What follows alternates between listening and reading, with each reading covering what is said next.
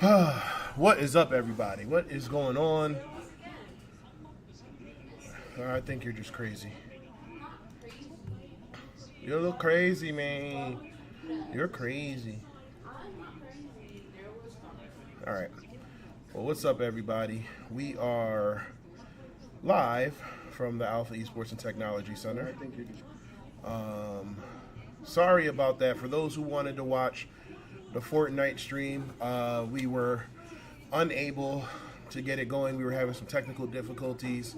Come to find out, it wouldn't let us stream how the map was set up. So I guess technically it did its job. But to give a recap, we did run into technical difficulties, which y'all saw earlier on the stream. Hold on one second.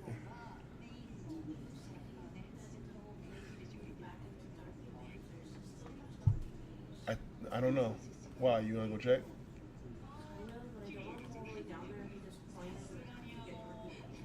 What were you looking for? Well, go check and go check and find out.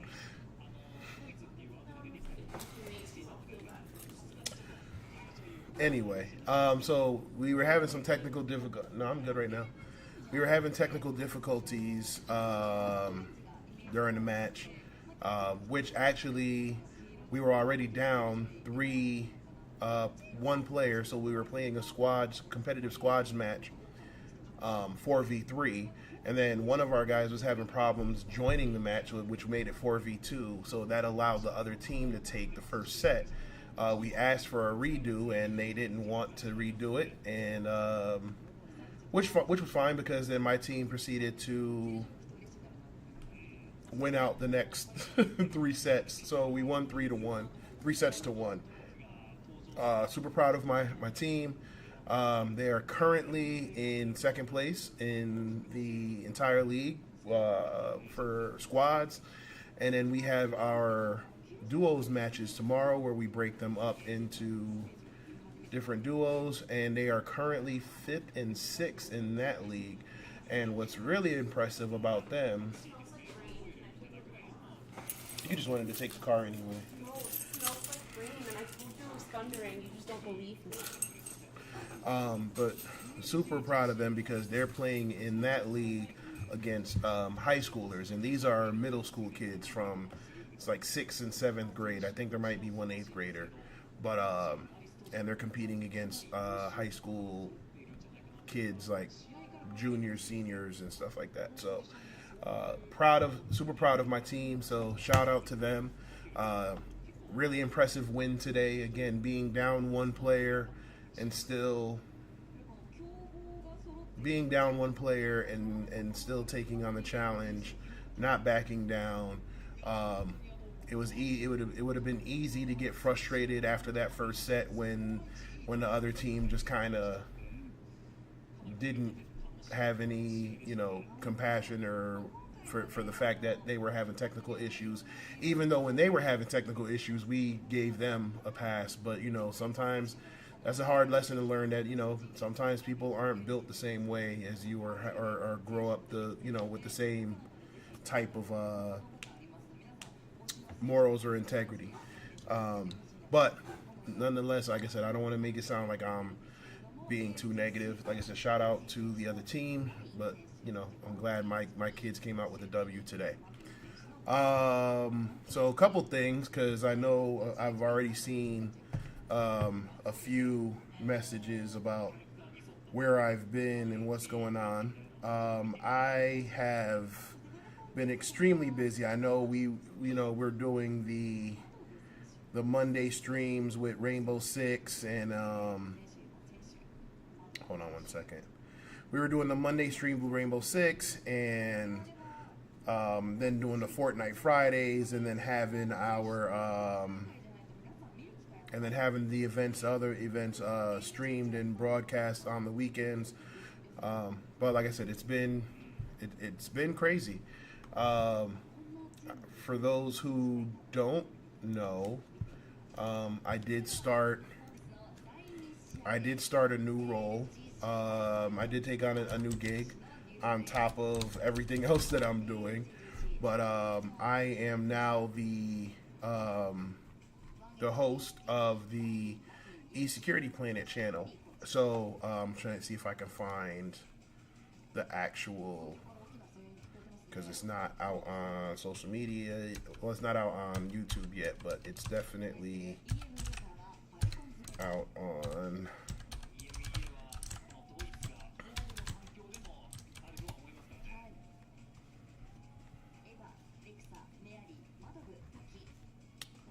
Oh man, really? You're not gonna let me? I don't want to sign in. Okay, hold on.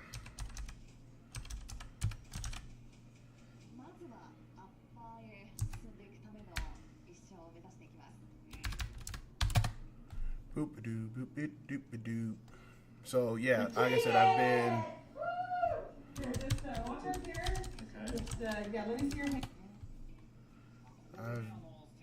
been running around with them. So that is a horrible still shot of me.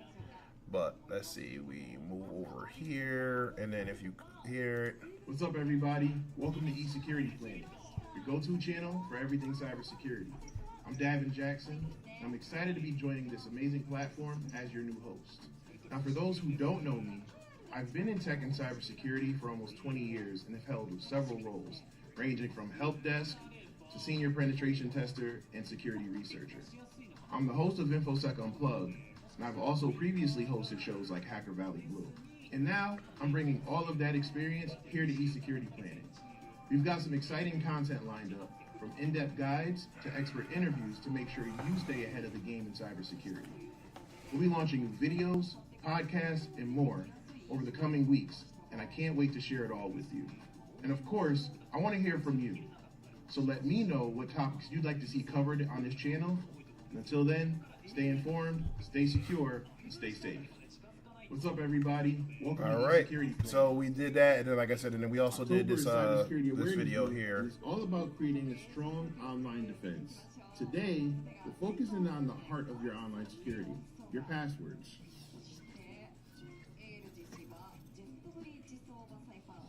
What's up, everybody? Welcome back to E-Security Planet, your go-to channel for everything cybersecurity. In this video, we're diving into the world of passwords and how to make remembering complex passwords for all your online accounts a painless process. The National Institute of Standards. All right, so we're gonna stop it there.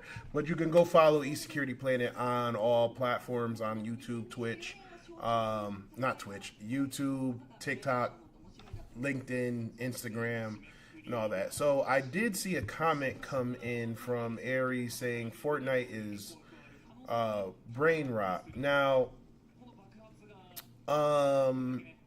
there are different games out there, and we do focus on different games, but you know, the same could be said about Call of Duty, the same could be said about Madden, the same could be said about 2K, the same could be said about fighting games, right?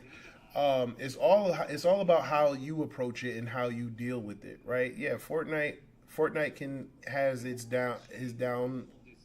negatives, but Fortnite also, you know, there's also a lot of opportunities for kids to grow using Fortnite, right? The Fortnite creative allows them to learn how to do basic game design and basic development using the same tools that they use to make Fortnite.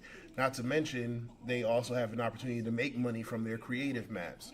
Fortnite, you can also, there's also strategy and, hold on.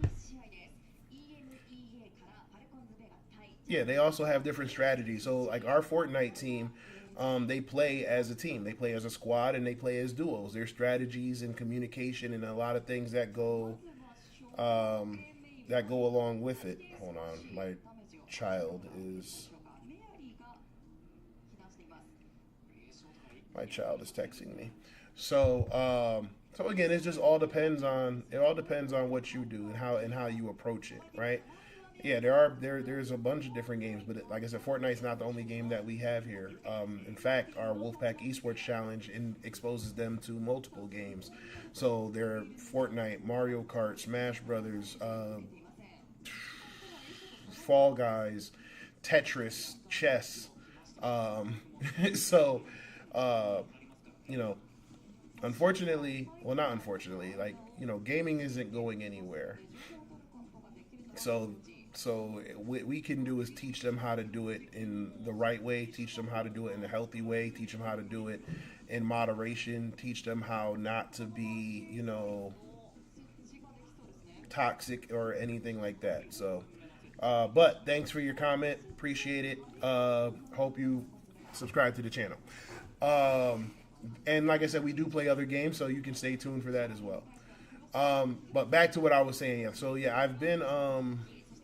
Oh yeah, Counter Strike. We do. Yeah, we have Counter Strike. We have Valorant. We have Siege.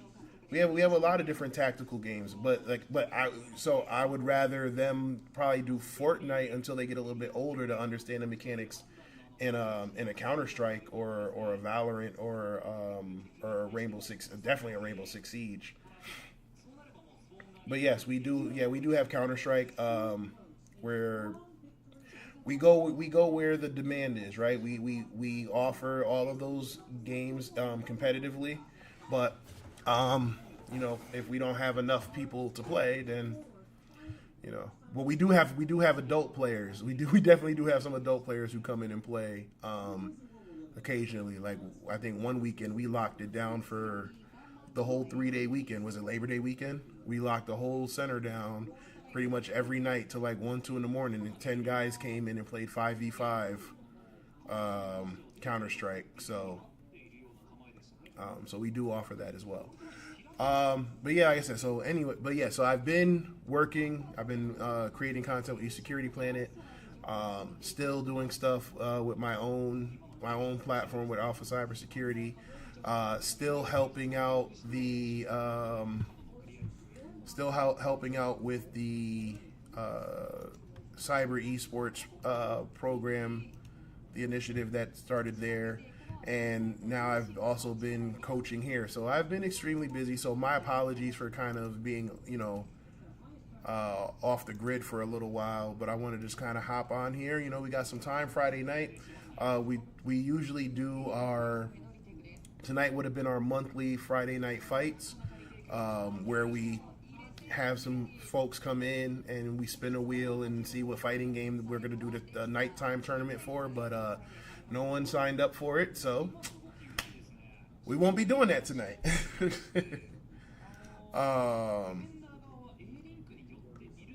But anyway, how's everybody's week been?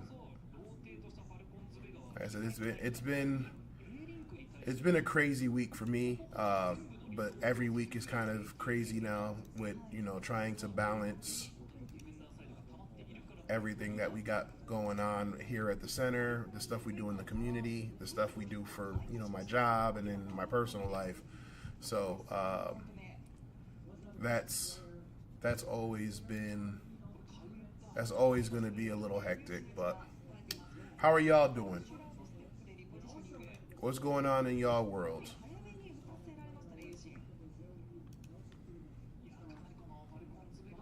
I'm looking to see if that's.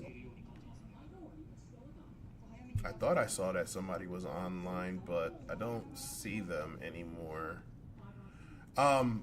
We are also shout out to Restream. We are streaming on multiple platforms tonight. I think we are on 6 or 7 platforms. We are on LinkedIn. So we're streaming on LinkedIn, we're streaming on YouTube from 2 channels on YouTube, we're streaming from Twitch. Hey, Ty, man, sorry for your loss, man. Sorry for your loss. That's never easy. I think we're streaming from, I'm trying to see where we're streaming from everywhere tonight, because like I said, we're just doing a chill stream. I didn't want to commit to playing anything just yet, but like I said, hold on.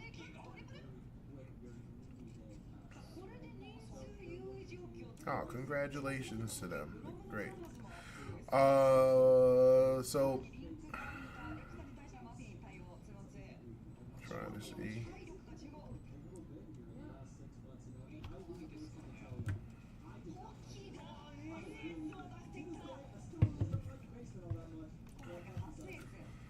Yeah. So yeah, we're just trying to figure things out. Let's see. Oh wait, we got some. Let's see if we of do a video little. games, right? So we get to spread so much joy, not just competing here within the arena. You guys, Let's see if we just co-stream this for a little bit. Twitter, Instagram, and now even TikTok. Be sure to go follow us over on TikTok. All right, so what we're watching here is the UEL, so the Ultimate Endgamers League. Really impressed with them. Their record currently sitting at 4-3. They will be. A little bit of a competitor to the on Reavers, the if you wrong will, in thing. our Northern Conference. But don't Ghosts are really interesting because Ghosts have Come on. a lot of journeymen and one who was there journey women as well. All my scenes are all jacked up from But the there are other a lot day. of strong But anyway, like I players said, that we're talent that I think as they start to work together, checking we'll out see a what's lot more. going on The with the return of Ultimate Luke Kusama, who's Endgamers been League. having, I think, one amazing season, especially really stepped up, Cool, really cool showed esport, pro esports league we saw last where week. they do it's a multi-game league. So I think that they have a well-rounded this week team they got because Ghost they should versus be able Click. to touch all the Ghost categories is and be able to find from Ghost Gaming. That's what they're actually gonna bring based on here to the table. in Now, these here next in Atlanta, 5 I seconds should or so, We're say. going to be jumping over to RPS to find out who takes control of our game. Yep, and RPS is super important. Trying for to see everyone what's watching, going especially on. specifically I'm at trying the to figure start out of what the game I So want to play. Ari, I was gonna do some Fortnite, but then Ari said it's a brain rot. It gets priority choice over potentially a game mode. Wow. And Paku takes it. You love to see it. Him was locked in there. He was trying to show up, but hopefully he can show up today in some of these games. The Lions have shifted again. Jekyll back in that tier. Anyway, Impressive to see move this Jekyll over in here. the tier 1. He's clearly been practicing in a lot of his games, and even the games that he doesn't necessarily excel in, he sort of complements the rest of his team. I mentioned that during our interviews getting today started. Now, we do have NBA 2K. It's going to be interesting to see if they take this. I see this as something that they're going to take. Yeah, the Ghosts are gonna play this. I have to feel like a combination of Pop, and Big Bad MJ. Listen, all you got to say is Pop. All you got to say. Hold on. I forgot you got into I was watching. There was a moment for Pop in NBA 2K, I believe last week, where he pulled up one of the most clutch buzzer shots that we've ever seen. He was talking on the TV. He was just like, I heard him say 10, and I just went in my head 10. 8. And he knew exactly the moment to drive and take that. But him along with Big Ben, this is another incredible sports player here in the league. Most people look at him like, oh well, he's been those Trying to remember. football, based on the American football. But don't sleep on him too big. He has some sauce as well. Going up against the other side, I'm actually happy to see Global back in the lineup as well. Global is a strong sports player. A lot of people know him for his fighting him as well as So Global. you do predict Global's going to be going in? Global and him going up against Big Bad MJ would be my expected matchup with us going into this game. I think those are the two teams' best lineup. Yeah. And we're going to have Forgot how to hold. how flexible. Right. Because this click lineup is flexible. Anybody can kind of play. Okay, so C's a hold. I'm going to be honest. Yeah. Good to know. If I had to guess, I would assume that their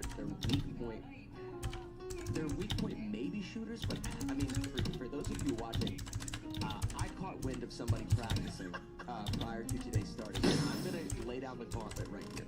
If Halo Infinite is chosen throughout today, it's either going to be forfeited by the Ghost, or you're going to see a performance out of Sky, who's the tier 5 player on Click that you've never seen at the UEL. Just watching his Halo Infinite practice gameplay in the arena floor prior to the match, Get it together. he knows his way around Halo. Shooting like the Master Chief himself. So that's just one game within our shooter categories. So I know that clearly he excels at shooters. I don't know if necessarily the rest of the team does. What would you say? What's everybody's plans for the weekend? Like they have that person. Like we have, like I said, we have our Fortnite duos match tomorrow. So right now,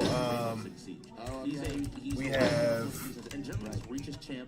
both of our teams are actually top 10. Well, we had 3 teams, but a couple of our gamers decided to part with the team. They were I think they were 20th in the league in duos, but my other two teams are ranked 5th and 6th in the National League, and like I said, they're playing against high school kids, so I got that going on tomorrow. I got my son's birthday coming up, so we'll be celebrating him. Then it's back to the grind, back to creating some more content for eSecurity Planet. Probably do some streaming for that. Getting ready for the Wolfpack Esports Challenge, which I'm super excited for. For those who haven't checked that out yet, I'm gonna put that in the chat. The Wolfpack Esports Challenge is gonna be our youth multi-game league, where they learn about esports, they learn about the different elements of it, they learn about shoutcasting, they learn about every week is a different challenge. So you're going to be introduced to so many different games, so many different elements, so many different parts of the community. Like, it's going to be really cool. That was horrible, but I'm going to probably run that one back. But before I do that, let me go ahead and put that information here in the chat. Yesterday you were calling things too perfectly that I now just... Where are we at? I think unlike yesterday. Hold on one second. 42K. Oh, people, channel points, people really believe. I need you to understand.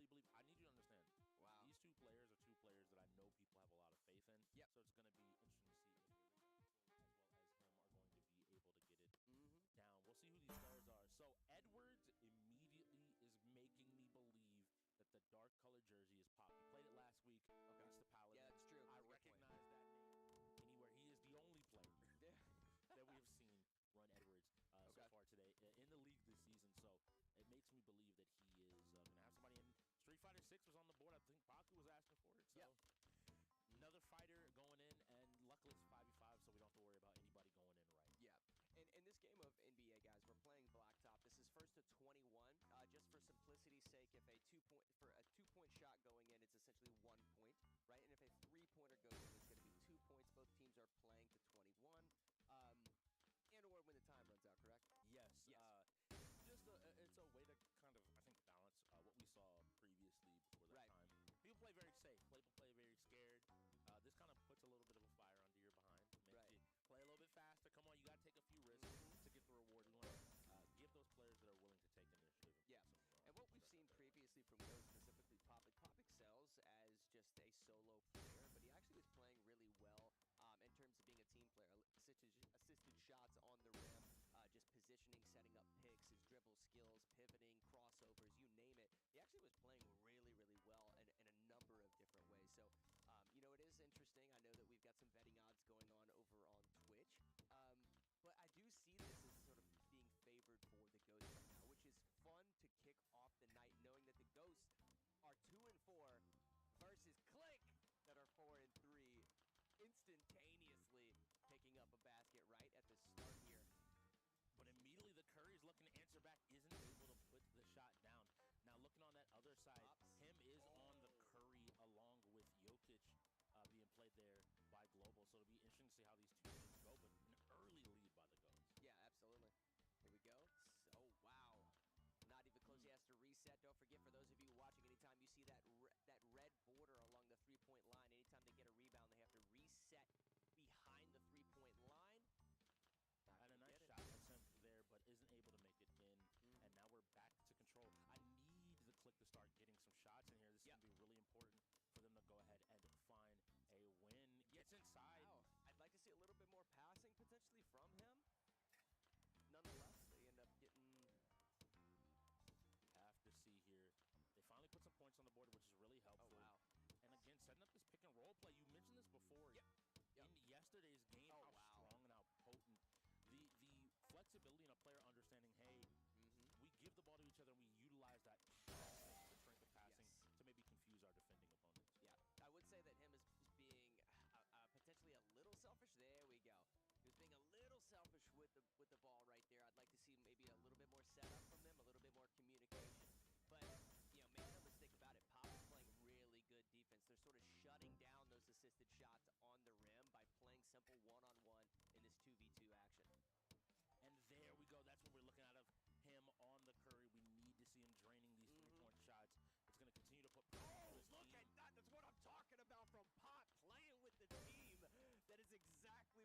mentioned at the top of the hour, he is such a good team player when it comes to NBA. Solid positioning coming out of the Ghost right now. And I want to give credit as well to his teammate in Big Bad MJ. He's finding that positioning. He's recognizing, sometimes it's really, we don't get the chance to always see two players that know how to play the game. He's finding that open space every single play. And both these players are complementing each other. You notice even right there now, I think Global getting a little bit jumpy. It's been a little bit since he's on the UEL stage. Wanted to get that steal to try to get his team and keep his team in the game.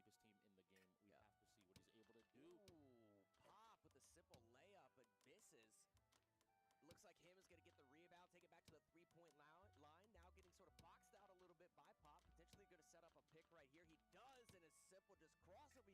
He could have just gotten the layup right there and chose not to. Potentially a missed button input. Nonetheless, he took it back to the three-point line. Now him looking to find some space, find some room, look for a crossover, some type of dribble mechanic or smooth move right here.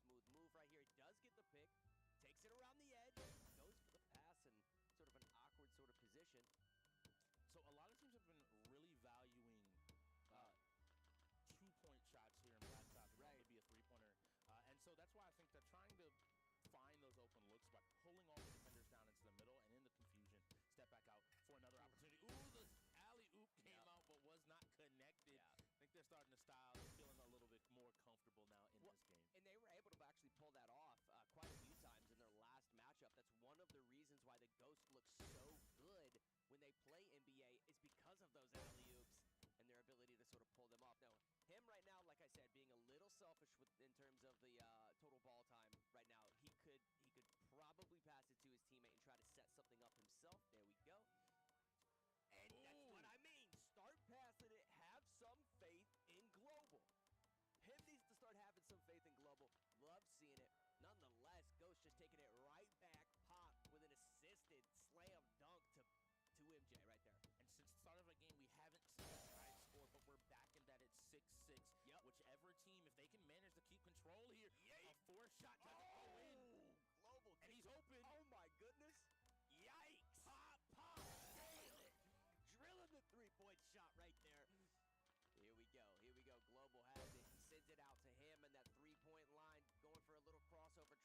Probably going to post up and just do a simple fadeaway because they need the points to tie it up. But they're on fire. Ghosts are currently on fire. Tries to take it around the edge, passes it out to Global for the two-pointer, but he can't get it. Do have to reset. He does get the reset off. Going in, sends it back to Pop, sitting on that three-point line. Takes it to the left edge, simple layup, and he gets it in. Pop playing out of his mind, but a smooth criminal pass coming out of MJ right there. That was pretty good. Now, everybody at home, you notice those red circles under the Ghost players. They are both on fire. The players are enhanced. Their abilities are a little bit stronger, but it shows just how dominant of a performance they've been able to maintain in this game. Wow, look at the way that Pop is actually playing defense. He is not just boxing him out, but just going for simple steals, but able to sort of keep his footing while he's going for these steals, constantly pressuring him back to the midpoint line. He does get crossed up, though, and him takes it to the hoop. A good awareness by him to realize that Pop was really playing aggressive, finding that opportunity to slip by. Pop, don't do it to him! Oh my gosh! They want to win this. Sorry, y'all. Had a conversation with the missus. And now Pop's got a reset. So I'm trying to get my muscle memory back on this Tetris. Stop the play. Force on a reset. So then I can start working on the T-spins and all of that. Stay in this game. You gotta get to stop going down by 2-0. Basket. Yeah. Oh my gosh. Oh, that was yucky. I didn't even do that. That was pretty. That was sick to say the least. Right now, and in space now, and they're trying to find these shots. I like the idea. They're trying to find an open shot, but the fact that they're a quick shot, okay, he gets it. You know, he's shallow. So like I said, we're here just hanging out again. Ty, I see you said you are working on Hack the Box and Try Hack. You know what? There's actually a new platform that just came out. John Hammond put it out. I forgot the name of it. But he was showcasing it the other day, and it looks pretty cool. I think 10 seconds left on the clock. I think that would you would probably benefit. You would probably like that because they do offer like almost like a hack with me type stuff. Ah, come on with the keyboard. Sort of knew that was going to happen as the match starts, but I will say it could actually play their hearts out right here. It's why I'm really happy to see Global back in that lineup. Global is one of those players that I have a lot of respect for, and I think he's constantly flown under the radar with just. But yeah, like I said, I'll find that information and I'll let you know. Global together means that the sports games are going to be contested today. Even So I guess, like I said, while y'all got me here, man, you know, ask away. Y'all know I'm a sucker for the Q&A.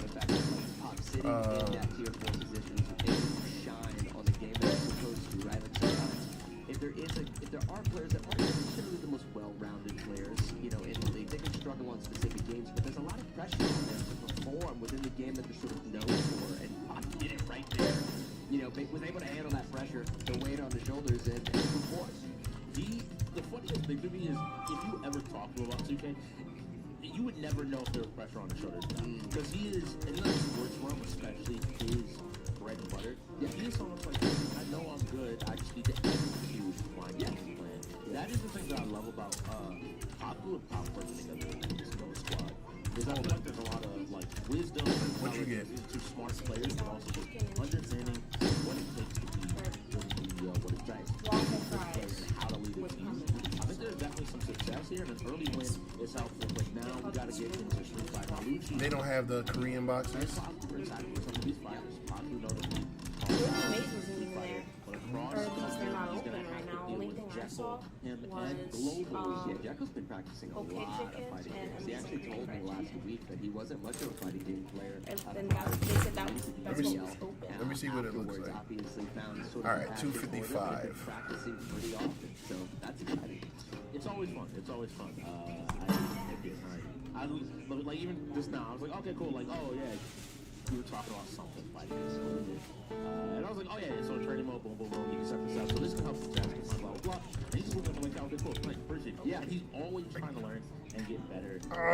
But again, he is Not paying attention. some killers here. We played I'll Tetris. be the very first person. Yes. In my first game, he's not underestimated. I think Lucci a little bit. And Really? I was gonna play Fortnite, and then someone said Fortnite's a brain rot, and I was like, no. Even though it's a lot of the players pop on this team, I've actually seen a whole lot of big The reaction was questionable. But if you underestimate them, Well, it's not. It just wasn't what I anticipated. I'm really interested to see Sky actually perform. His level of oh, we just got Halo Infinite on the wheel.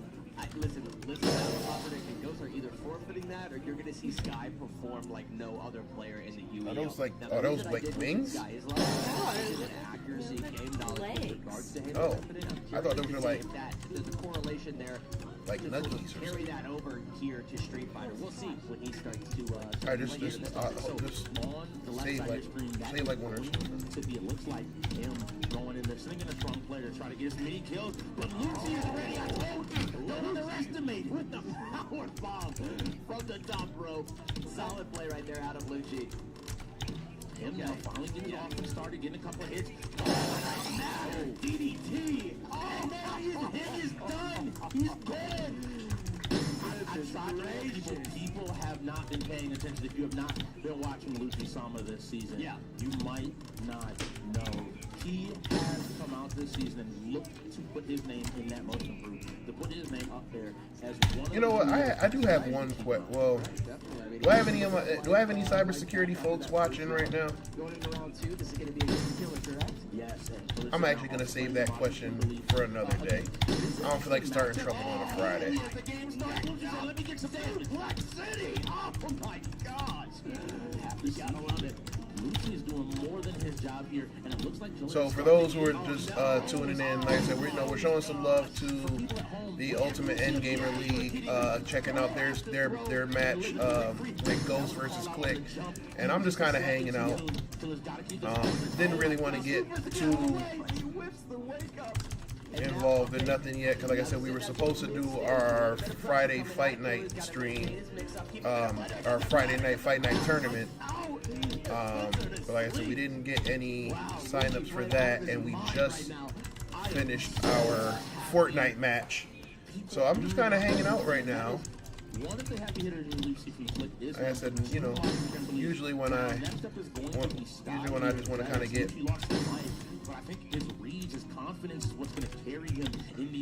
my mind off of things, I usually just kind of throw on some Tetris. So doing that while I show some support to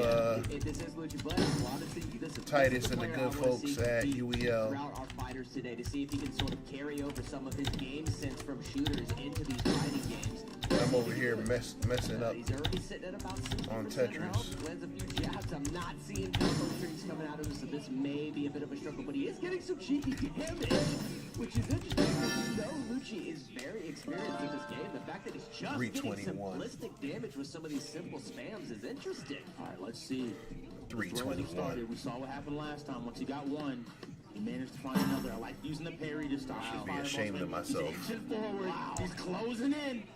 Start ready though. Just barely doesn't get too much damage. He's just jabbing him, just using his spacing jabs. The second hit. This is takes out his third. But good damage from Sky. I'm actually really clearly, you guys, you know, watching from home, you know, he's not super experienced within Street Fighter, but the ability for Sky right there to actually take a good amount of health off of Lucci was pretty impressive. The format we play means that every hit matters. If you bring his health down, he's at about, what, 30% health, if not 20%? Yeah. You get a player like Global, who's incredibly strong, on a character like Ice, who's a pressure monster, and all of a sudden you have a setup for one touch in this entire game. That first hit, and he's in here, and he's looking, and he's I do this! Nice, very, very solid play from Global, finally getting Lucci out after 3 eliminations, and now they've got to catch up. Global has quite the road in front of him here to catch up. And credit to Global there, what he did was he checked with a couple of light jabs to see if Lucci was going to go back into that drive impact, and he was ready to respond to his own. But Lucci did his job. He took out 3 of the 5 click numbers. 100%. Very, very so. Essentially,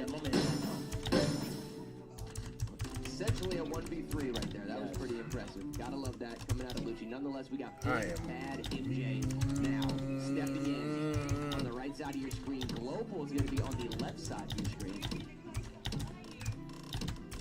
All right, just getting something figured out. We had a little bit of a mishap with the button check. Nonetheless, we're ready to go. So here we go. You have to jump in here. The damage is coming out. Into the level 3. This is big. We talked about damage and why it matters.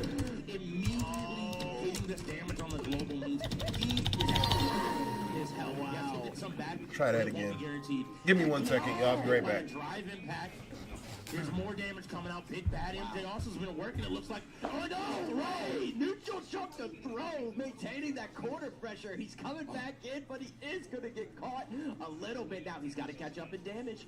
Global has no health left. He has 1 hit. He's got to play the rest of this round flawlessly.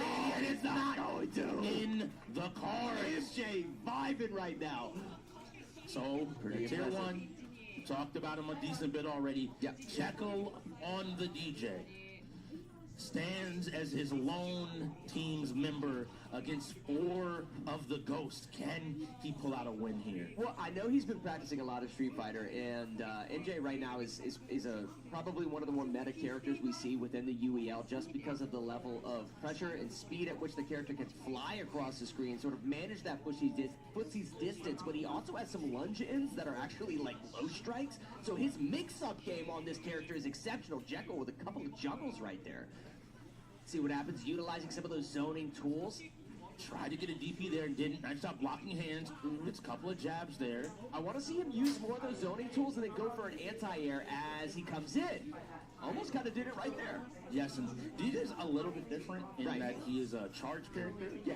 And so he has to hold the back direction, the down direction, a certain amount of time before he's getting those DPs, which makes it really awkward. And you sometimes get those random jumps, but killing one player, taking one down is a good start. And now he's going to be going up against Pop. We saw him in 2K. Let's see if that magic translates over into the street. The big thing Jekyll did in that first matchup right there is maintain all of his health, right? So now it's basically a 1v2. He's got to take out Pop and he's got to take out Paku. Can he do it to sort of spotlight, if you will, why he's a tier 1 player, get some solid damage in, and now he has all right, y'all. pressure. Maybe throw out some zoning tools, What? go for the anti-air, because he will jump What in is that? eventually. Oh, he does right there, but he didn't actually go for an attack. A couple down jabs to gain frame advantage. And they have reacted a little too quickly right there. Level 1 hits, this is important. All of this damage means that his other teammates, OCL and Paku, are looking at this saying, okay, I can work with this. It's a little bit better. A nice DP there to catch the jump. Yeah, we're back to that neutral state. But you see, Jekyll just wants to slide in with this fast movement speed and keep the pressure up. I love Pop checking him, not letting him freely play his own. All right, let's try this again. Wow. Good solid effort out of Jekyll. Yes. Now, if he was playing Off a little rip. bit more patiently, I actually think he could have taken advantage of the zoning tools a little bit more. I mean, don't be Off afraid rip, to wasn't paying play attention. cheesy, right? Throw out a bunch of those zoning Let's tools. try to clean and it go up. for the anti-air. NJ has such good anti-air in Street Fighter, so I'd like to see him do that right here. Now, Kuma has some zoning tools himself, right? I say that, and he just starts throwing them out. NJ can definitely sort of compete against that, though. Let's see what Jekyll does. It is a 1. Oh, a nice dodge here. You have to hold that now. There we go. But Jekyll responds. Now we can see he's getting his damage out. When Jekyll All right, gets his so, touches, that was a beautiful parry. Like I said, I was gonna ask a question Oh, to the L, looking something. And I'm because I know I had some cybersecurity folks watching earlier. Jekyll doesn't care. Oh, David! Oh, he's a demon! Oh, that's Oh, rude. this is going to be tough for Jekyll. That's the last Pulled the thing Raging he needed. Demon. And Jekyll's burnt And out. that's Importantly, crazy. that means all damage going forward is going to be chipped. He needs to find this win as quick as possible. What was that? And he does. There is no Oh, no, I doubt can't he's have gonna that gain without- a little bit more health I gotta here. have something His with it. last matchup in Paku. But look at the health Probably. difference. Or That's true. The health difference is Let's leave wild, it over but Jekyll's also just draining health faster than we can blink. So, we'll see what happens. I know Paku's good at Street Fighter, though. He has level 3. Okay. He has critical art. There's a lot of damage. All right, on the let's see. table. He can Yeah, like I take said, I was about gonna ask a 50, question 60% because, right in one combo. you know, with the You're right. The potential's there. Yeah. What is with the e-security planet job, Yeah, that's true. Jekyll, I think, obviously knows his combos. He's, I'm not utilizing in some of the- zoning tools, anti-airs we talked about. The only thing I'm not the- seeing him the do is day-to-day sort of mix up his blender a little bit, right? Cancel some of those combo strings. in go for a simple cybersecurity, grab here and there. I'd like to see him do just a like little that bit of anymore. Go for the jump in. Go for a I couple mean, I'm jabs, still- go for a grab. He's kind of doing it right now. I still Like a mad keep up with what's going on. I still, know of the breaches and the attacks, and I still do my labs and stuff like that. But I'm not in the day-to-day business side of things. But I've been hearing some crazy stuff lately, and I'm not gonna lie. And I'll probably bring this up again when we have another security-related stream. But Now, importantly, I want Jekyll It's to throw like- some more of these fireballs. There we go. Because Pop cannot. it feels like I'm semi-retired. Okay. Oh, right now, Jekyll pulls off that's one of crazy. the craziest comebacks we have ever seen in Street Fighter. Yeah, it's like it's almost like I'm semi-retired these days because, like I said, I'm not doing the day-to-day, and I'm gonna, Everybody at home. you know, He's dog certified. I guess one of these days explain I want to highlight the situation. But miracles like that possible is Jekyll's preparation. I've been telling folks, like, in my Discord server, you know, In that match, I think that was knowledgeable. Okay, from right here, I know what you're thinking because I know the I where you're trying got to go, into what you're trying to cybersecurity accomplish. And in that scramble, for he two and that's reasons. off of an amazing But setup. one main reason was because, like I said, I wanted to help people, He's using right? I love hacking stuff. I love, you know, the rush or the challenge that comes with it. Being a pen tester, you know, it definitely keeps you on your toes. There's no real I wouldn't say dull moment, but there's no real, you'll have some stuff where it's like, okay, yeah, this is the same as whatever, but it is constantly changing, right? Because tech is constantly changing. So, it forces you to constantly evolve as well, which was something that I desperately needed after being in, like, desktop support, sysadmin work, my time in help desk. Like, it got boring. I wasn't really bored a lot of the time in cybersecurity. Now, when you start working for some of those puppy mills, that's where things get a little frustrating. But leading this team, and I think that's still going to be part of his strength. But like I said, the last year and a half, it's just been a lot of nonsense and stuff going on, and it made me just kind of take a step back. And I tell people all the time,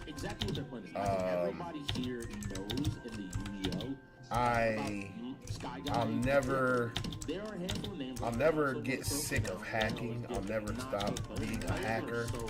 I'm just sick of, I'm just sick of the business, the politics, the BS that comes with working in the field. And I just kind of took a step back. I pick up a pen test gig every here and there. It's like, doing like a consulting thing. But I don't know if I'll ever, there are days where I think about, man, I miss the grind.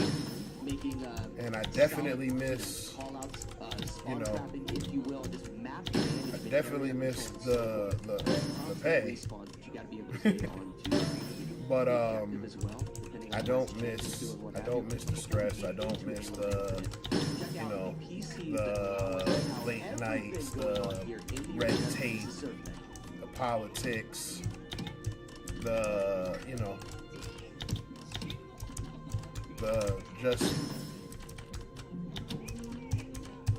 just pass them because they accept the risk. And it was like I said, I came in to truly help people, and then it was like after a while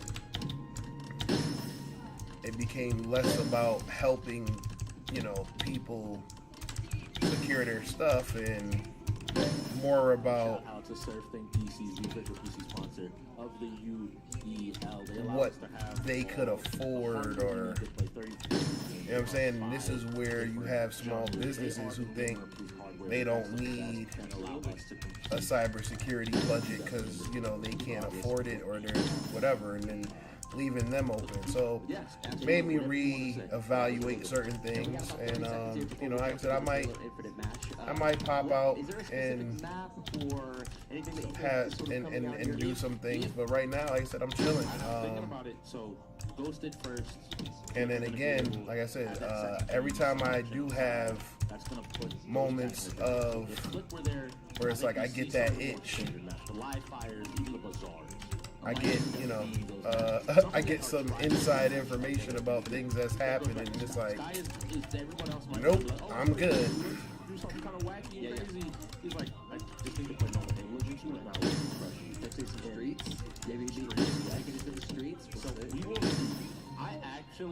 But I'm not gonna lie, boy, that I do kind of miss that bag. You gotta get ready to play any of our game modes. Another time, I'm trying to make sure everything is ready and up to date.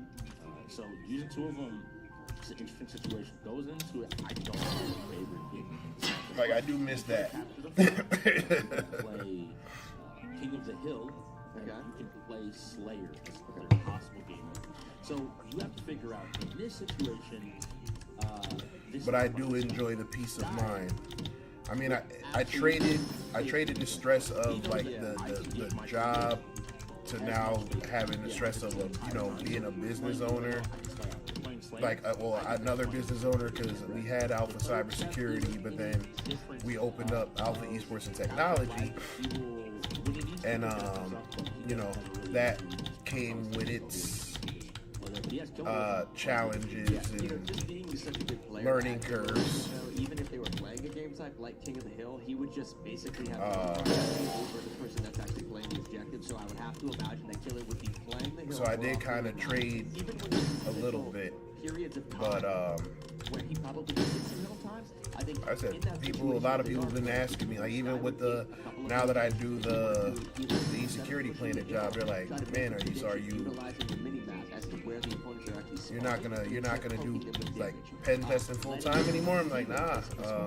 Like I said, I pick up my consulting gigs, which, by the way, if you can, like, shout out to all the people who was telling me for years to just be a consultant and do your own taxes and try to find your own health benefits. You know, years ago, my apologies for not listening. I definitely should have listened to y'all. People like JB, John Breath, and a few other people who were like, man, you should go into it for yourself. And my whole thing was like, no, job security, no benefits. And in the last like 2 years, I feel like everything that made me have that false sense of security in a full-time job, I feel like it was kind of blown up in my face. And I think that was necessarily because I feel like that was like God saying, look, okay, is this what it's going to take for you to step out and, you know, step out on your own and step out on faith? Then if that's what it is, then here, let me do that. Let me show you. And then it forces you, you know, when you actually care about, you know, what you want to do and care about the people you want to take care of, you know, it makes you have to step into that uncomfortable world to try to make things happen. And like I said, I'm not by any means saying I am successful, because Lord knows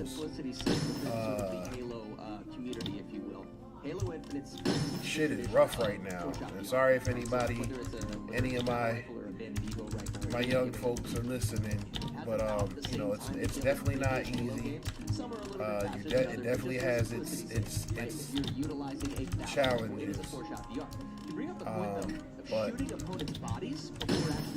it's definitely lonely. You definitely see, you know, people who, you know, you thought would be there to support you, not support you or whatever.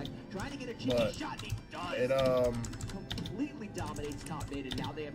it showed me that it can be done. Damn it. I just messed up again. Fix it. So it definitely showed me that it can be done. I may not be doing it all the right way at the moment, but at least I know in certain situations I've seen on different occasions where it's possible. And that's enough for me to keep going, because it lets me know that it's not just someone that isn't going to take fights when Sky isn't around, but is fully willing to take fights on their own, pick up these frags and allow Sky to play even more aggressive. I'm somewhat moving in the right direction. Solid shots on target coming out of Sky, using quite a unique, so, like I said, the security researcher stuff, the consultant work, like, I like the fact that now I can do that or try to find it when I want to, and I'm not, you know, at the mercy of some jerk employer who really don't care about you. Something to just focus on Like, is the fact that he has that last full-time pen testing gig I had, like, messed me up, y'all. And I'll probably talk about it one day. Probably when InfoSec Unplugged comes back. Threat at all points. His teammate asked him, are we contesting for ammo? And he's already here. Yeah, he's already here. Another thing just to see if he's doing his drop slides effectively too, or his ground Like I said, I'll slides, probably whatever definitely, you do want to call it. Curb slides is also another term for it. There's a mechanic whenever in this game. He gets one kill, he pushes we top lock middle, in potentially to pick up the double, but he's got to be careful. Doesn't matter though. the because he time has the meta and weapon how we on want the to map, which is gonna be approach that battle rifle. bringing back So, just InfoSec something to know, Unplugged. when you see I'll Sky definitely Guy talk about it dropping then. off of, dropping But off for of now, boxes, just it's know, an like, easy man, kill. The moment that his feet hit the ground, he's gonna go for a slide. dealing with that And there's actually a mechanic within the game that shoots your Spartan forward, person, maintains your sprint that momentum, company, even though you're going into the slide. So that's what ground slides or curb slides are so effective within this game. now that, you know, I'm able to kind of look at it from a different point of view and almost clipped his opponent's head over the catwalk. and all of that, you know, see it for everybody wondering. obviously, A visual example of what you're talking about. Every time you see him drop from you watch this you know, momentum that takes him talk about it in therapy and all of that. You start to see where able to challenge every single spawn. you could have been I think they definitely have sort of a spawn management. if you will, a tricked, spawn not dropping tricked, down. but almost manipulated in a way. For anybody watching right now, there's basically just an area sort of pressure system that. So after that, it was just like, you know what? If your teammate is within sort of Alright, one area of the if map, I'm gonna do it, if next time whatever I do is on my terms, how I want to do it. Like, you're not about to sit here and then try to play me and then use me, make way more money off of me than what I make off of after you me. pick up a couple of kills, you essentially just have to And look then at the minimap and when I get tell, yes as to where. when we have a, you know, when I had, and then when my stuff ain't right, you know, or I gotta take care of stuff in the household, in my household, because I've been working so hard to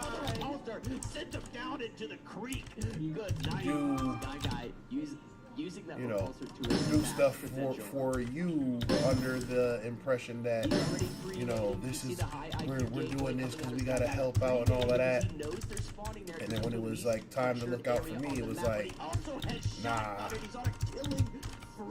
So That is insane. I don't have any words to cover just how dominant of a performance we've seen out of Sky. It doesn't even matter, and he's going for what I like to call booty bumps. Oh! Okay, Get some pressure what? already created down here below the tower. Pay attention to the way he's actually playing right now. He's changing his elevation, which is also sort of a meta strat for 1v1. Goes in with the G slide and almost gets it, but his teammate steals the kill.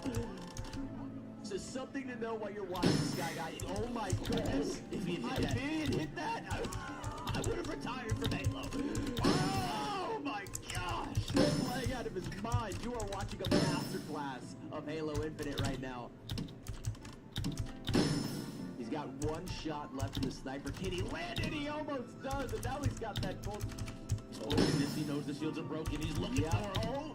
Wow, the Mangler coming in clutch right there. A weapon that a lot of people just there's a lot of arguments over the Mangler. Oh, Should man. it be a one-shot? Should it be a two-shot? Sorry, The y'all. accuracy be reduced and the damage be reduced. Nonetheless, using it to its full potential. yeah, like I said, we'll definitely get Right now, saying just get it out of in Sky. depth with it, but like I said, that's why I was like, I'll always be 5 seconds left. This game went 1-2. I'll always be a hacker at heart. I'll always, like, I got my stuff at home. I still do my stuff with APIs.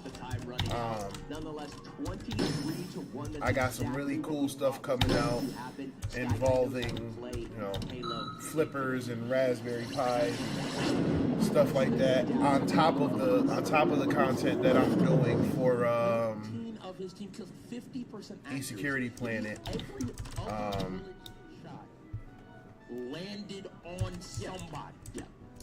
That was very, very impressive. That So- was very impressive. And like a really easy And way I to, think I'm thinking completely I'm understand liking how, the experienced and trajectory talented somebody is at Halo Infinite. All you have to do of is where look at that's the way that going. you're strafing with the And power obviously rifle. we So, continue to not build just out is he strafing from left to right, Alpha he's changing Esports his and elevation in a Technology. maneuver that I call booty bumping just because it's funny to say. But he's basically crouching. He's basically just straight crouching or crouch strafing.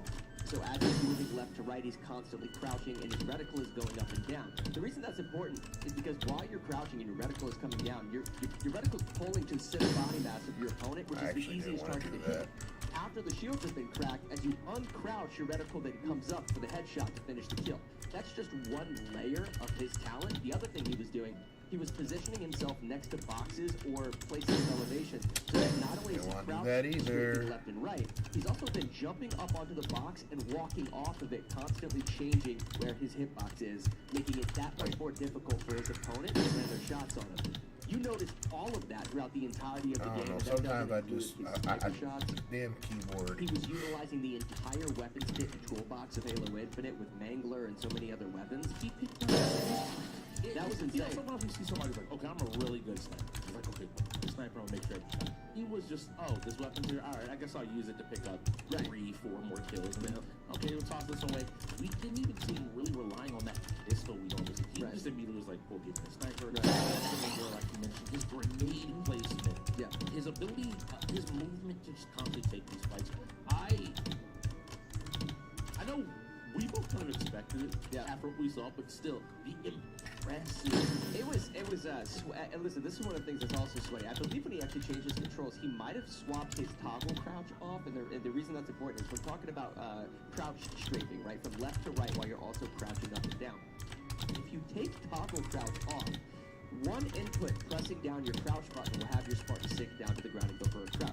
When you let go of that thumbstick, your Spartan pops back up. So it reduces the number of inputs that you actually have to put into your controller, which basically streamlines your mental process of allowing you to focus more on your target. You see that amongst the sweatiest players within Halo Infinite, and I believe that was some of the settings that he altered. That was just a precursor or foreshadowing to the events that were going to unfold. He stood in the middle of the garage, by the way. He did this. Yeah. It's not like he went off to a little corner and let me be safe. He's like, I'm gonna stand in one of the spawn locations at the center of the map and say, if you can kill me in time, fine. He went in. Okay, cool. I heard a grenade go off.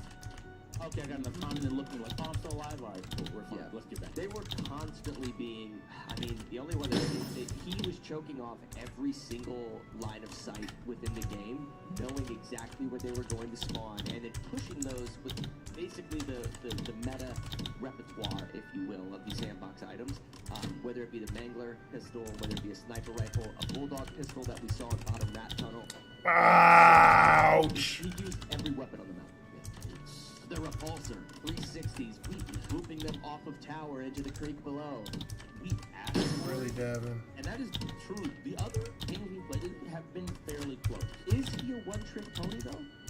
We're gonna have to see. He's going into Maelstrom. This is a game where we take to the high seas. You pilot a ship in a battle royale format. These ships have different abilities, different stats. Some are tankier, beefier. Some are quick and more maneuverable. But the thing that locks it all down is that you still need to fire your cannons and you still need to aim it. Some of that shooting skill transloads over to the strategy game in Maelstrom.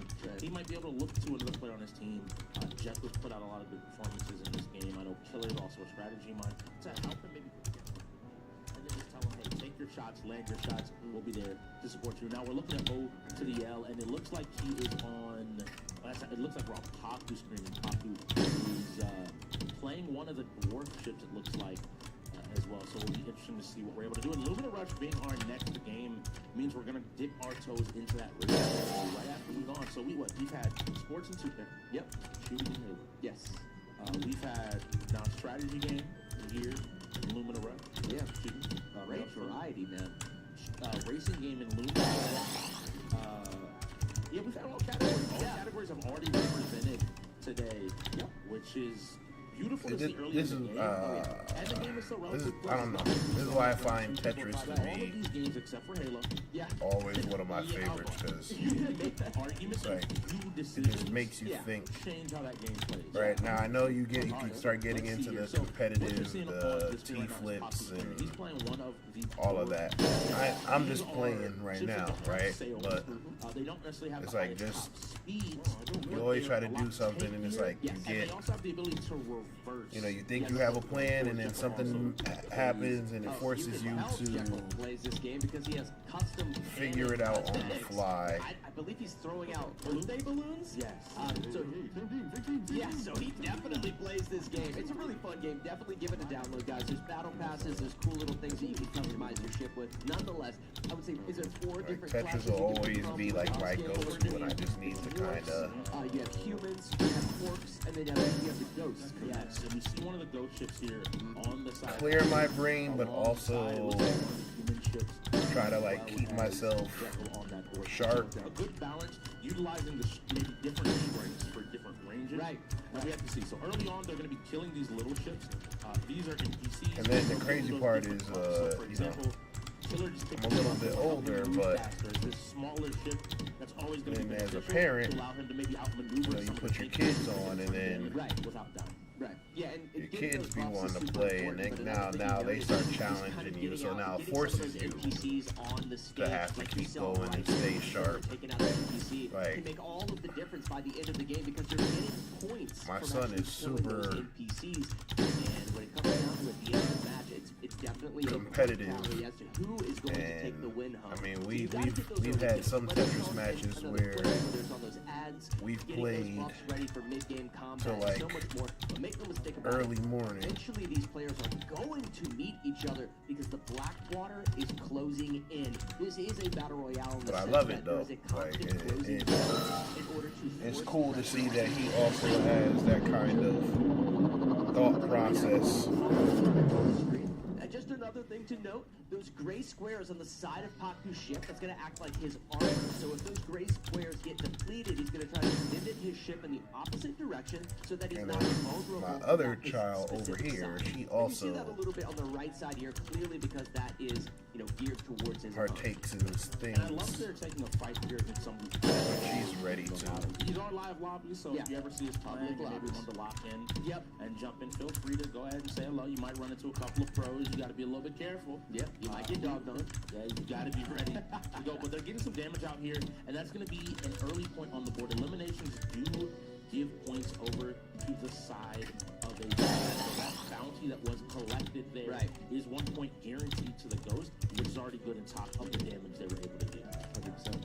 It seems like they're definitely controlling these waters relatively well, communicating with each other, and eventually they're going to start sailing towards that mid-stage, that mid-center area of the map, if you will, depending on where the zone does close. Another thing to note, if you guys look in the bottom right-hand corner of your screen, there's little islands, there's rocky cliff sides and what have you that basically create tunnels, caverns, or alleyways that as the Blackwater continues to close in, these players have to be really careful not to be caught out of position because you can lay traps in the sense of mines within this game, but you don't want to get choked off into a specific alleyway and then create a bit of a Thermopylae situation, right? With the 300 Spartans and the Persians, where you can have all of the tools and power imaginable, but if you've got to sail down a narrow corridor and you're not careful, you can get blasted with a lot of damage very quickly. See, one thing that I'm noticing from Lucci's perspective, and we heard it there while we were watching Paku. Right. The weekend to me has been a big question about what makes a tier 1. And Lucci very clearly took the lead in this game. Right. Hey, let's go here. Let's go do this. Let's take this fight. Let's back out. Let's move here. Right. He's trying to direct this team, even coming in as a new tier 1, right position with like, this is what we're going to do. This is where we're going to play. And this is where our strength lies. We have to be willing to move. And I'm happy to see that. It shows that he's willing to take the responsibility of being that tier 1 fully seriously. And is now, they're looking, I think, for another fight. We saw Yeah. started picking up some of those bounties. So they want to stay as many fights and get as much damage as possible. And it looks like Jekyll has found another bit of prey as it goes down. They collect another bounty. I love the fact that he's not just grabbing those bumps, but just letting his teammate grab the bump while he goes to get another kill against the cliffside here. So Jekyll is feeling pretty confident, gets this bounty, and then they're going to start moving forward. Now, they are on the Blackwater's edge, if you will, of the zone that's going to be closing in. Not necessarily there yet, but it is closing in. So they're going to have to start shifting through some of these central alleyways. And just from the look of things, it does look like there is going to be a sort of a central sort of tunnel, if you will, that they're going to have to travel through eventually. Because Blackwater's now to be careful, he has to turn around. You can see it in the bottom right-hand corner of your screen that Blackwater is closing in on Jekyll. He's sort of jumping himself off. Now he's starting to sail north, but he's taking a little bit of damage. I think they were almost looking to hopefully stop a team from coming in from the other side. Right. And in the waters, maybe this is to get an elimination via the dark waters. But now they found themselves in a fight, and I like the idea of them sitting and setting up. And these two teams are finally coming to a clash. Go ahead. We'll see who's going to be able to take this game. Yeah, Jekyll played very, very patiently. He didn't know he was there the entire time. And so now he has a flank onto it. Looks like Paku, unaware that he's now trapped between multiple enemies. He's got to be careful. There is a Maelstrom Storm behind him. Oh, now he's getting sort of hit by his vulnerable. Not necessarily vulnerable yet. He still has the armor on that right side. They're sort of... He effectively just flanked this entire team, and now this is a 3v3 fight unfolding on your screen, but the Blackwater is closing in. They've got to be careful. This is the scary part. We're trying our best here. I'm looking at the side of Lucy. The big thing about these just as strong as they are at random is that like when they're in the waters, you'll see exactly what happens if he stays too long. I hear it in the air. No. We might see all of our players eliminated. 1, 2. Oh no! That is exactly why you don't get into the Blackwater. The Kraken comes out, it gets a Kraken on all of these players getting dropped as they attempt to sail towards the center stage of the map. Fortunately, in this moment, though, I didn't see any of Click's names pop up there. Yeah. OCL staying alive for his team here on the Ghost, getting some more damage, and gating and keeping up. If I get another mine trap on your ship, you can just back up and let it slide across. You get some cheeky damage. I love the awareness. And again, you mentioned rotating his ship to make sure he's always facing his opponents with armor. He's in trouble, but he's near the edge. Not only is he near the edge, but there's actually a slight sort of corner, if you will, that he has to sail to, or he's going to be completely trapped in this Blackwater. You can see it in the top left of that mini map that's in the bottom right-hand corner of your screen. Backing up, he's in reverse. I don't know if he realizes. No, he is completely trapped. He's getting eliminated, no questions asked. The Blackwater cannot get around that corner that he needs to. There's a specific tunnel he has to go through. He's getting not the wall. I hear it. Oh, and that Sorry, water y'all. right there. Got zoned out for a second. Pick up on that game sense. I'm here. If y'all have any questions for me, just throw them in the chat. Which is something that's really important. He died in the Blackwater. Yes. What that means is the bounty was given to the storm and not to his opponent. Oh, okay. So at the very least, he denied his opponent's extra point. And we see right there, Game Master's going ahead and starting to tabulate up the points, see who has the points. Now, there is an unfortunate tale here that does have to be covered. Right. Because they did not survive and did not get far above, it looks like they're taking that ranked 3 spot. They're only going to get 5 extra points for placement. But looking at where I see Click still in this game, they're fighting for 10, possibly 15 points. Players still in, still fighting and looking for a... That is, like you said, this is a public lobby, and Click is still technically in the lobby. Is that what you're saying? Yes. So Click is that purple team at the very top. Got you. Two yellow opponents to defeat. If they do manage to win these last couple of fights, they will guarantee themselves 15 points per placement, which ends up amounting to some combination of about... I'll make it simple and say 15 points. Okay. Which is a very huge amount of damage. We see Jekyll here. He's still enjoying this run. Another kill. Oh, wow. Just picking up every bump in the known library for this game. You were... He's doing a great job. Trying to get out of that slipstream. That those do exist around the map. They allow your boat to sort of shift with the momentum of the slipstream and go a little bit faster. He's going to pin his opponent here against the rock. That should get another E-limb. That's going to do it. Has claimed the bounty. And Jekyll emerged victorious. The battle is over at half the match, and they're taking a great game out of this right there. Sort of showing why they're 4-3. Why Jekyll is in that tier 1 spot. Won the entire league. It's that team came in with a plan. There's something that clicked, and part of the reason why they're second. I feel like they are a team that extensively plans out every game. They're not just counting on the raw skills they do have on that roster. what they were instead doing is taking that roster and saying, how do we need to play middle? Even the very small player, Jekyll I didn't even clock it for long until they went by him, they sailed on. I'm like, okay, no one addressed Jekyll. And then as he creeps forward, I realized that was they good can't pickup. see this. They cannot, they don't know. And he springs the trap. You now have this tanky ship with torpedoes coming up directly behind you. On your flank. And where are you going to go? Where your route is maintenance block where you're headed to death enemies. Great play by that team. I love to see the observation. You know the three on the inside going in for Lumina Rush. And maybe you can let people know what is Lumina Rush. One of our features is a little bit different. My goodness. I don't know what happened though those last few minutes. The PC company that's allowing us to do everything here at the arena floor. This is Surf-based computers. Surfing PCs are amazing and here's them right now.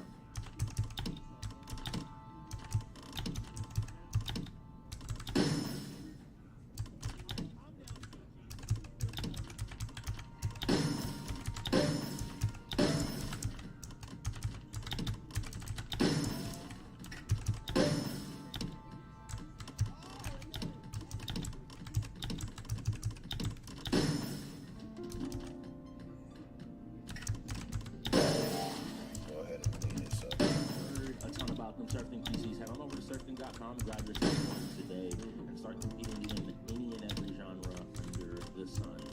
Find yourself the we were talking about it before, talking about surf things, like Lumina. Yes. Goodness gracious, I love Lumina Rush. The developer actually works one-on-one with us. The mode that you're getting ready to see in this sort of speed running platform is the best way to sort of describe this game. Think of if you're playing the original Super Mario Brothers and you've got to get to the end of the level and you've got to utilize every mechanic in the game. There's firewalls, there's speed traps and slingshots and so many things. There's a double jump mechanic, all sorts of things. It's going to be basically a labyrinth that you have to sort of get through in a timely manner. Each of your teammates has to finish or you get a time penalty as a result of that if you don't finish. And it's one team speed running as fast as they can against another team that's speed running as fast as they can. Love this game. Definitely showcases the variety of games that we have within each sort of subgenre that we have here between our categories. I love it. It's amazing, and you mentioned the dev, and I want to highlight. I feel like you watch the broadcast, you watch this play, because a key came in one of the most recent patches, where the game mode now, like that multiplayer game mode, you get one race. Okay. So the original strategy for a long time was play a little bit safe. You know, don't go for the super hard, easy lines. Get a time in so you don't DNF, and then from there you can try to incrementally get better with run after run. Players are finding out now that you get one run. So if you say, it doesn't matter if I take a minute to finish this. Right. Go really slow, be really safe, just make sure I finish. That might make sense, but if you're that player, the level expert, and the enemy team decides, I'm going to go for that 10-second time and hits it, all of a sudden, you don't have the ability to catch that. So you kind of, again, I love the phrase, fortune favors the bold. Yeah. So the players that are willing to really embrace that speedrunning aspect and look for those razor-thin lines where a singular mistake could cost you the entire game, but succeed, you will find glory here in this movie. We are hearing that there is a timeout coming into play. We got 3 hours and 13 minutes of in-game time left, and Ghosts are already sitting with 3 timeouts. It's a little worrisome. It's a little bit scary. I'm surprised we're almost through our first hour. Yeah, it's pretty wild. Yeah. I don't know, like today's game, that felt really fast. Maybe it's because of how contested these games have felt so far. They're contested, but looking at the games that we're playing, definitely Maelstrom is a game that typically takes a little bit longer. We had Checkmate Showdown yesterday that took about 20 minutes, but I will say this, it was a 20-minute matchup, Checkmate Showdown, but it was really exciting throughout the entirety of it. Lumina Rush probably, I think, goes by a little bit quicker. Some of our other games, not necessarily Lethal League plays quick, but it's relatively quick. You get a good sense of what players have been practicing. I think probably the most noticeable thing within this game as to whether or not a player has been practicing is their management of the physics within the game, right? Being able to carry the momentum and to support sort of the speed gates, the slingshot mechanics and what have you. If you haven't been practicing, it's going to be evident in your gameplay. Yeah, we have to see here. I know Click is also going to be a team. Him has put a bit of time into the game. Jekyll as well. Global, another person that I expect to have the other stuff. They're going to pick some of those harder levels. Right. Those levels where you got to be prepared at the end of the day. Compete and do your best at all steps along the way. In this lobby, set back up. Yeah. Yeah, we heard that they're coming out of the lobby, getting everything reset, so they're running into some technical issues. Nonetheless, we're going to jump into this. Now, this is 3v3, correct? Yes. That's interesting. So 3v3, the reason I mentioned that is because we run sort of a baseball sort of dugout lineup here at the UEL, where you'll see at the bottom of your screen is going to be 3 players from each team that jump in. What that means is going into the next game, say it's a 1v1 or a 2v2 type of matchup, the remaining 2 players that didn't play in this game of Lumina Rush then are forced to play into the next game. That's important because when you're choosing who is going to play a specific game, you run a risk if you are using some of your tier 1 players. The next game that comes along, you don't necessarily have them to use. So it's a really interesting mechanic that you don't see in a lot of other esports leagues that I would say is pretty unique to the UEL. It forces players to be well-rounded. Yeah.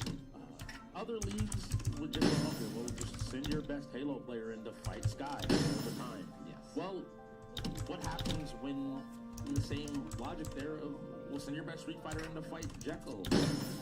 No, everyone needs to be prepared. It means that you have to be a well-rounded player that's able to fight and compete on all levels if you want to be an in-game or the master of all games. You have to be able to fight all of them. Apex Legends is 3v3, correct? Yes. Okay, so when you play a game of Apex Legends and it's 3v3, imagine a situation where maybe Sky Guy and Global are playing a game of Halo and it's 2v2. Well then, if Sky Guy is super cracked at Apex Legends and Apex Legends is the next game, all of a sudden he can't go in for another game that he excels at because he just played in Halo. So it creates this situation where, okay, Halo Infinite comes in. Do you send Sky Guy in there just to dominate? Or maybe the Ghost struggles so much that you don't have to use Sky Guy and you may be able to pull off a win regardless and then send him in for Apex Legends. So you're picking up on the parts of UEL to movie.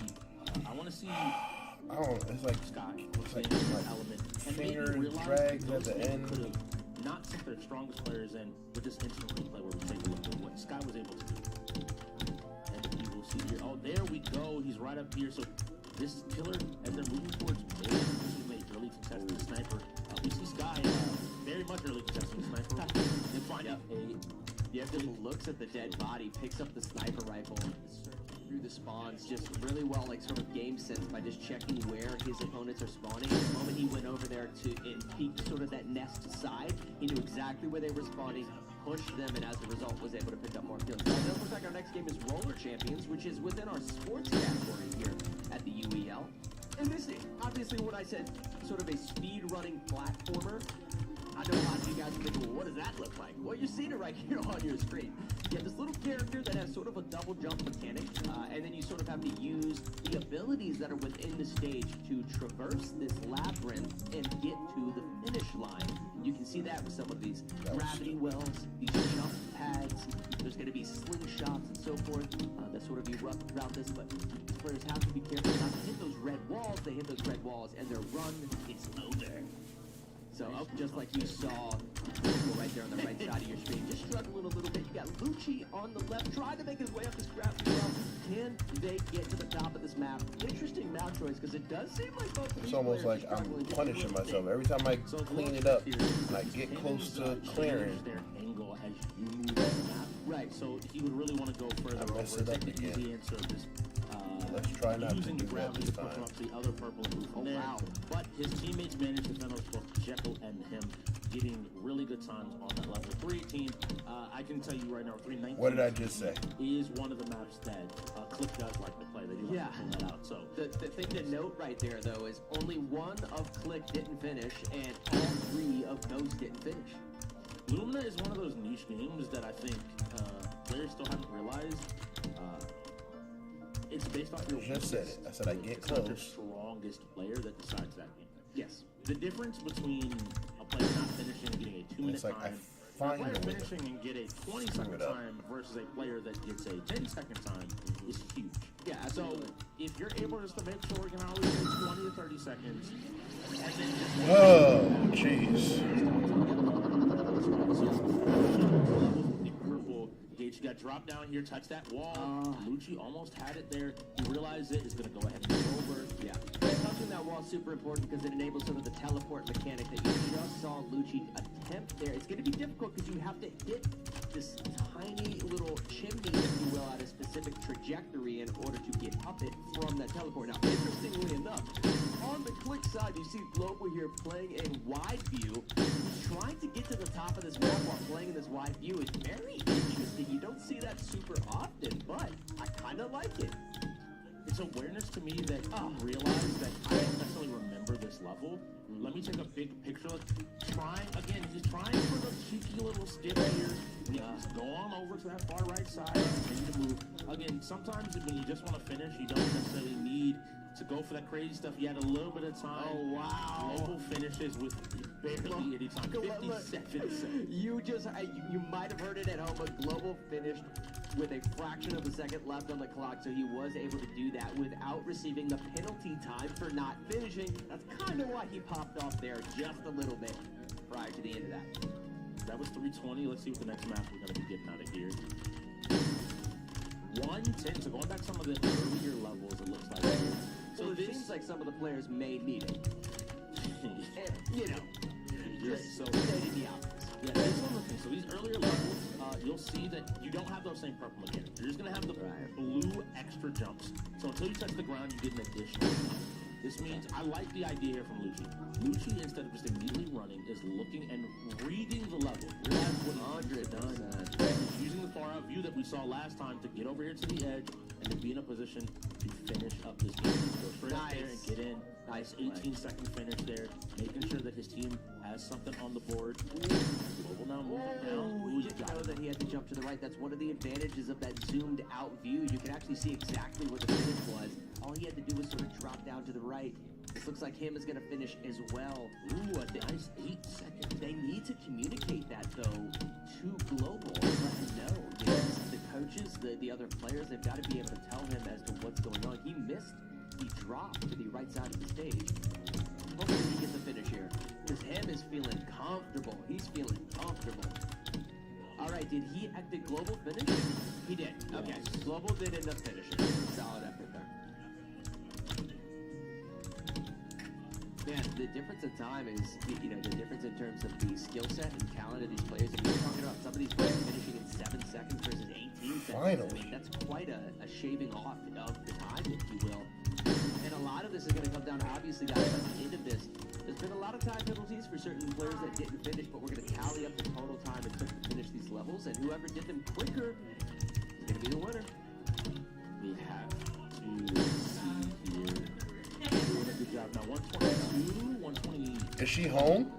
122. This is still those early levels. Yeah, players are going to need to be comfortable and ready to play here and make their way around these levels.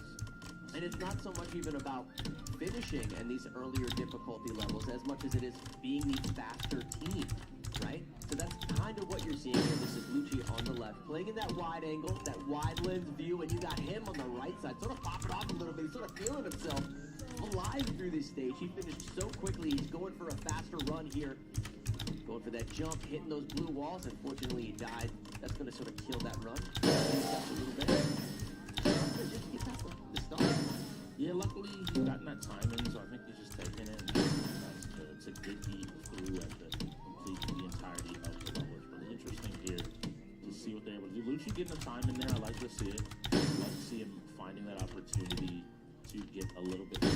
Now we're back on Global. He's also working his way through the level, trying to focus on his time, his moment, trying to up and over that level. So that takes a little bit of the safety. Wow. And just to go ahead.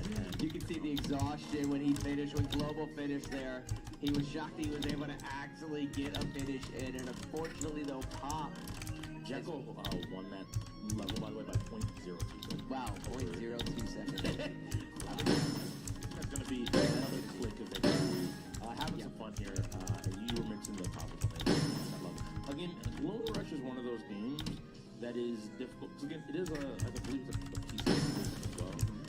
Certain PCs, again, that's why they're useful. But it is easy to download. right? You don't necessarily even need the most powerful computer to play Lumina Rush. It's something that everyone should be able to practice. Even if you don't have a lot of hard drive space. Come on. Computer, it is not a big download. Give it a download. Just practice it here and there. Maybe 30, 20 minutes, a few levels here and there. You know, the fact that there was a couple of Ghost members that couldn't finish within that one difficulty category, that's worrisome. They need to definitely practice that moving forward. I would say that's a weak point of theirs. Yeah, it's something that they're just going to have to figure out. I think they're still, Haku hinted at it during the interview. They're trying to figure out the identity of this team still. But they've worked through it a little bit more this week. I think each week is going to give them a chance to get a little bit closer to home. And you mentioned a game about practice, talking about Lumina Rush. Well, that translates to roller champions as well. Yeah, 100%. Another like simplistic game that has a level of complexity only if you allow it to, right? You've got to be able to actually put in the time to play these games. The teams that excel the most at roller champions is it's so obvious on the screen because of like the smooth transitions that they sort of have in tandem with one another as they make their way around the ring. How this is basically going to work, guys, is what is the sport that we compare it to? Roller derby. Right. So this is basically roller derby and basketball had a baby. They are going to, there's a circular ring that they have to go, sort of an oval-shaped ring, if you will, that they sort of have to race around. They're going to pick up a ball, and once they have the ball, they have to get around that ring a single time, going through, is it 3 gates or 4? I think 4 gates. As they traverse that ring and go around it, they have to pass through 4 gates. If you're able to get through 4 gates, you create an eligible point that you can then shoot into a basket. If at any point while you're racing around that ring, somebody steals the ball, the opponent steals the ball, it cancels out that entire, it denies that entire point, and you have to start over and go through 4 more gates.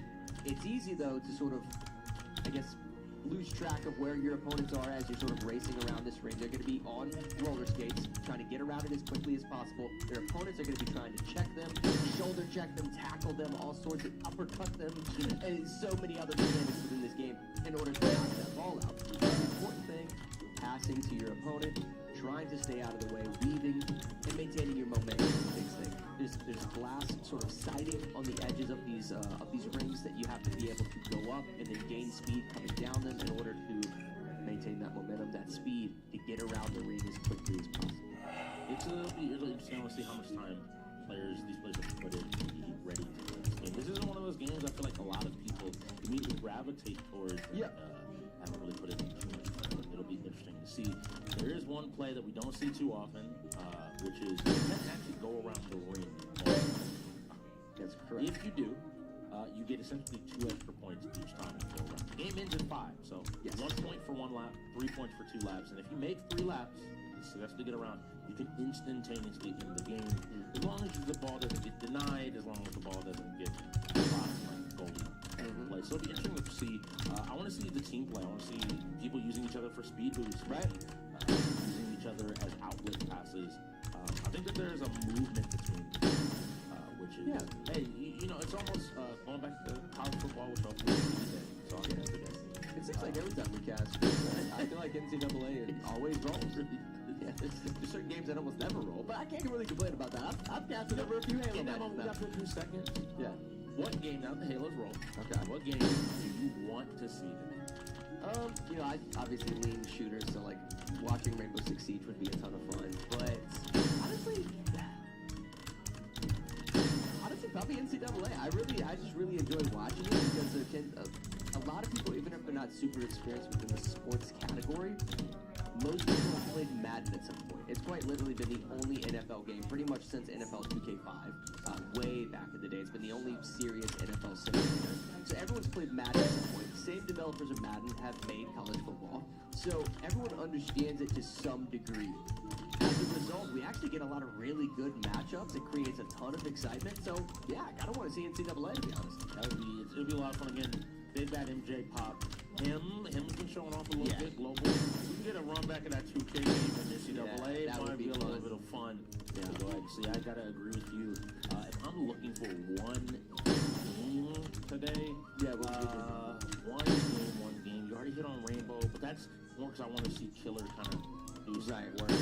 So I'm gonna go out on a limb, and you pick shooters, so I'm gonna dive into my wheelhouse of those fighting games and go ahead and after his performance in Street Fighter and the way he's been playing, I want to see Lucci in Tekken 8. I want to see him come out and to put on show and see if maybe the Ghost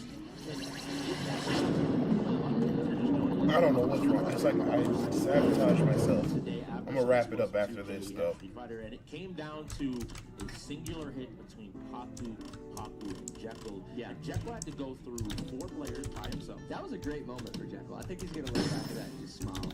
Yeah, I think it was fun. Lucci, though, has got to be feeling like... Looks like it's kind of Yeah, I know. lagging on him now. I know. Lucci started that game off killing 3, so...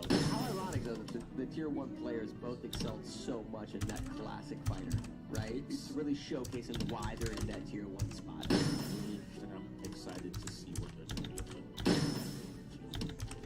So, we're going to take a look at a replay. Lumina Rush, while we get this technical timeout here, let's see what we got to check out. You know, the players, they were trying to find their way through. And here we go. We see a few jumps there. I'm going to go ahead. See Global, you know, focused up in his zoomed out mode. Trying to climb, trying to get a little bit higher. He just was hoping. Here we go. That 10 seconds hits. And we'll see right here in just a second. He manages to finally get on the edge and get that shot through. He erupts. You see the cheers. He's looking to the team. Yeah, there he is. There he is over there, guys. So funny. I love that. That was a really good replay because he was stressing. He hit the firewall prior to that. He was like, I've got 10 seconds. He ends up getting it. That was good. That was good. And you can tell it's something like it's a game that like everyone knows they should be practicing.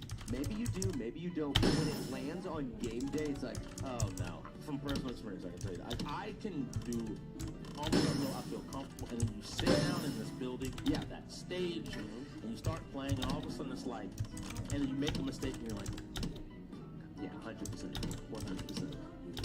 So roller champions, I need y'all to be smooth, maintain your momentum, to work together as teammates, and define a victory. It's going to be interesting to see who's able to get in. These games do matter. The Ghosts aren't completely out of the playoffs yet. They do just need to find these wins, though. They don't have a lot of wiggle room left to continue to play.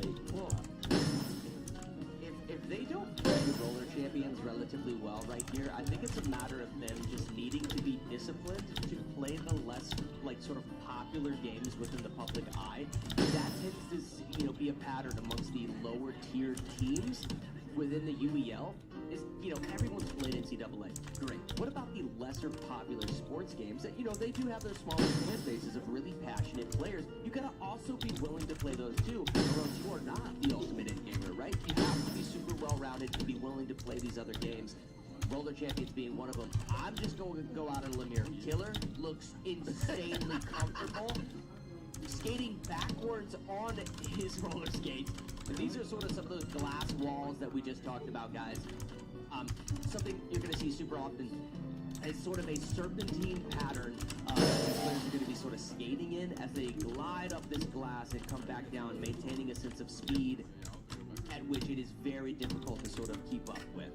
And a wide pass there, though, to his teammates. They managed to pick it up and see their way around the ring. There is a designated order you have to hit the rings in. Okay. And that denial means they're going to have to start over. If they can get control of this ball back, they finally do, and now they're in the right position to just go ahead and start moving around, jumping up the wall to get a little bit of speed and just maintain a little bit higher. I like, the time and the effort. You see how high he's going up on the walls, trying to now throw to his teammate, the slingshot forward, goal opens up, and the shot is wide.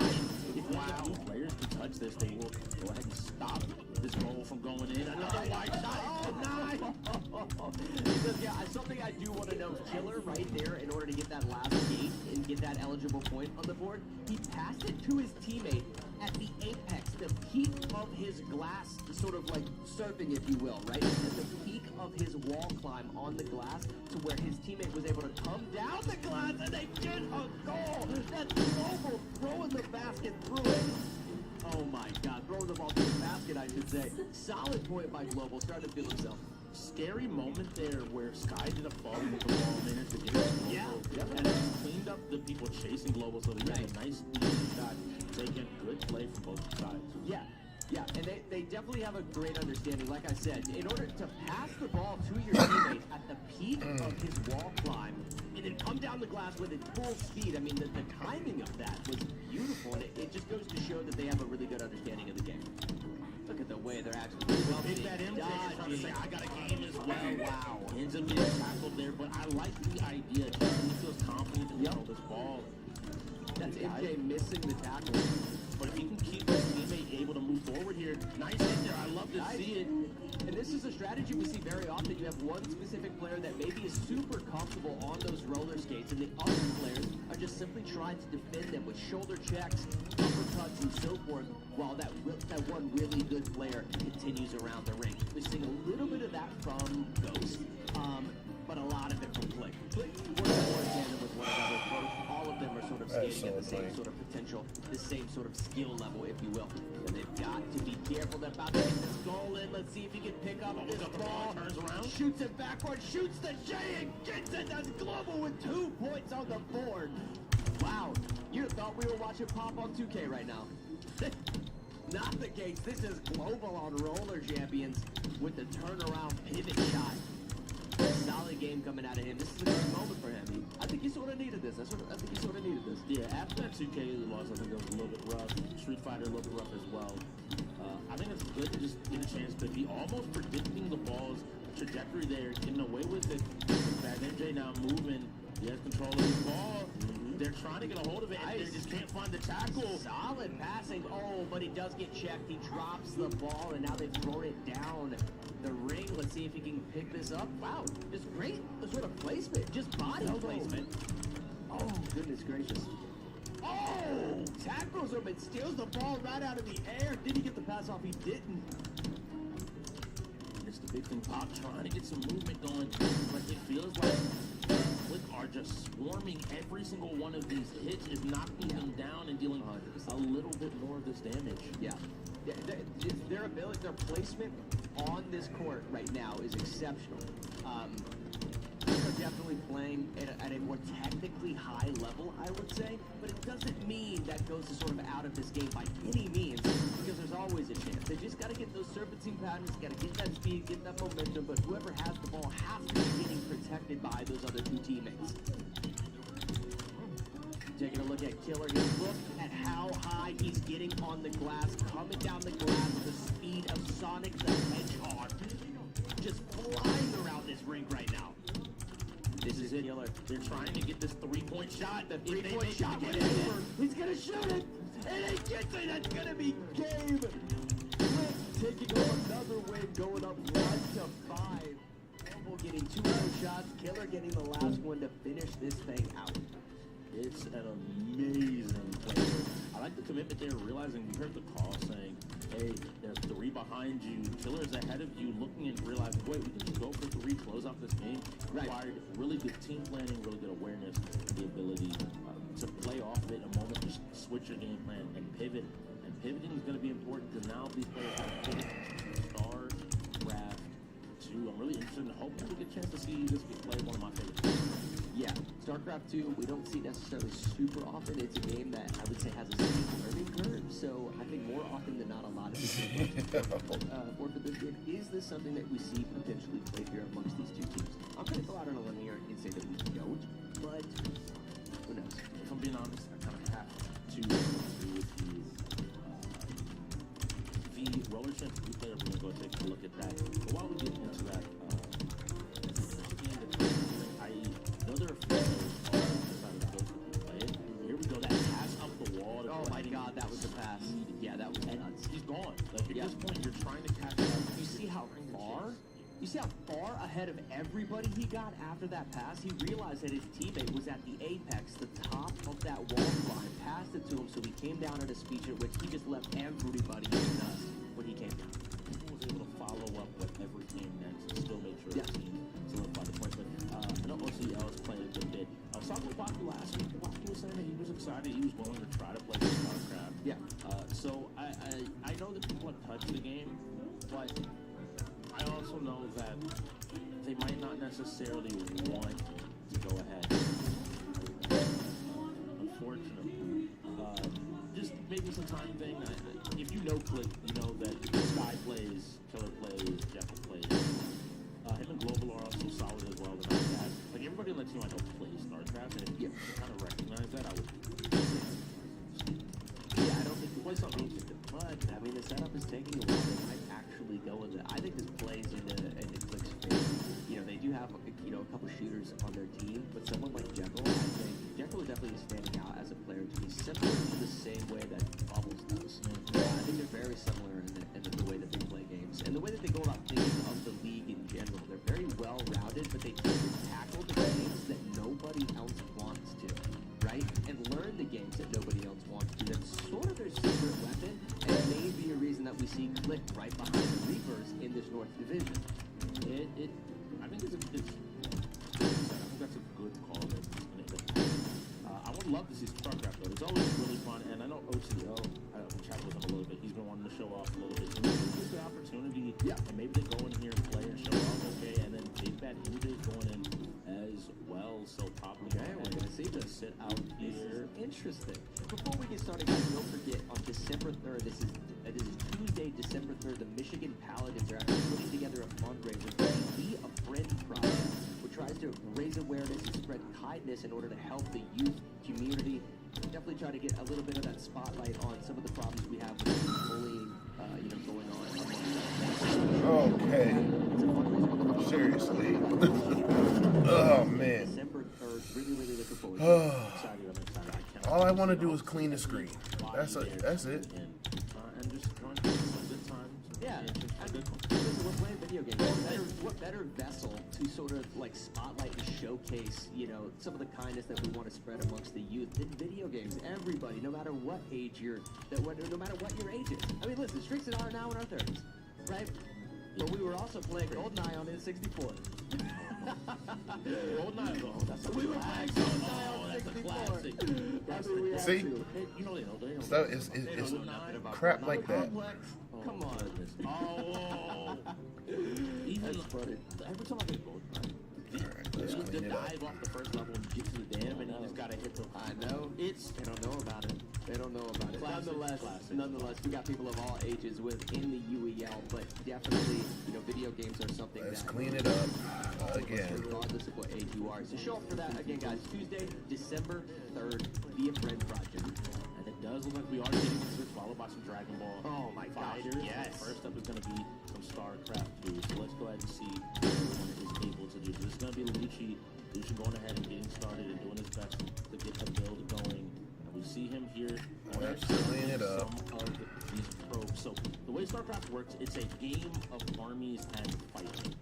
Essentially what they're going to want to do is they're going to want to build up these armies. To do that, they have to go ahead and build it. In this case, everyone's playing the same way. They're playing what is known as Protoss.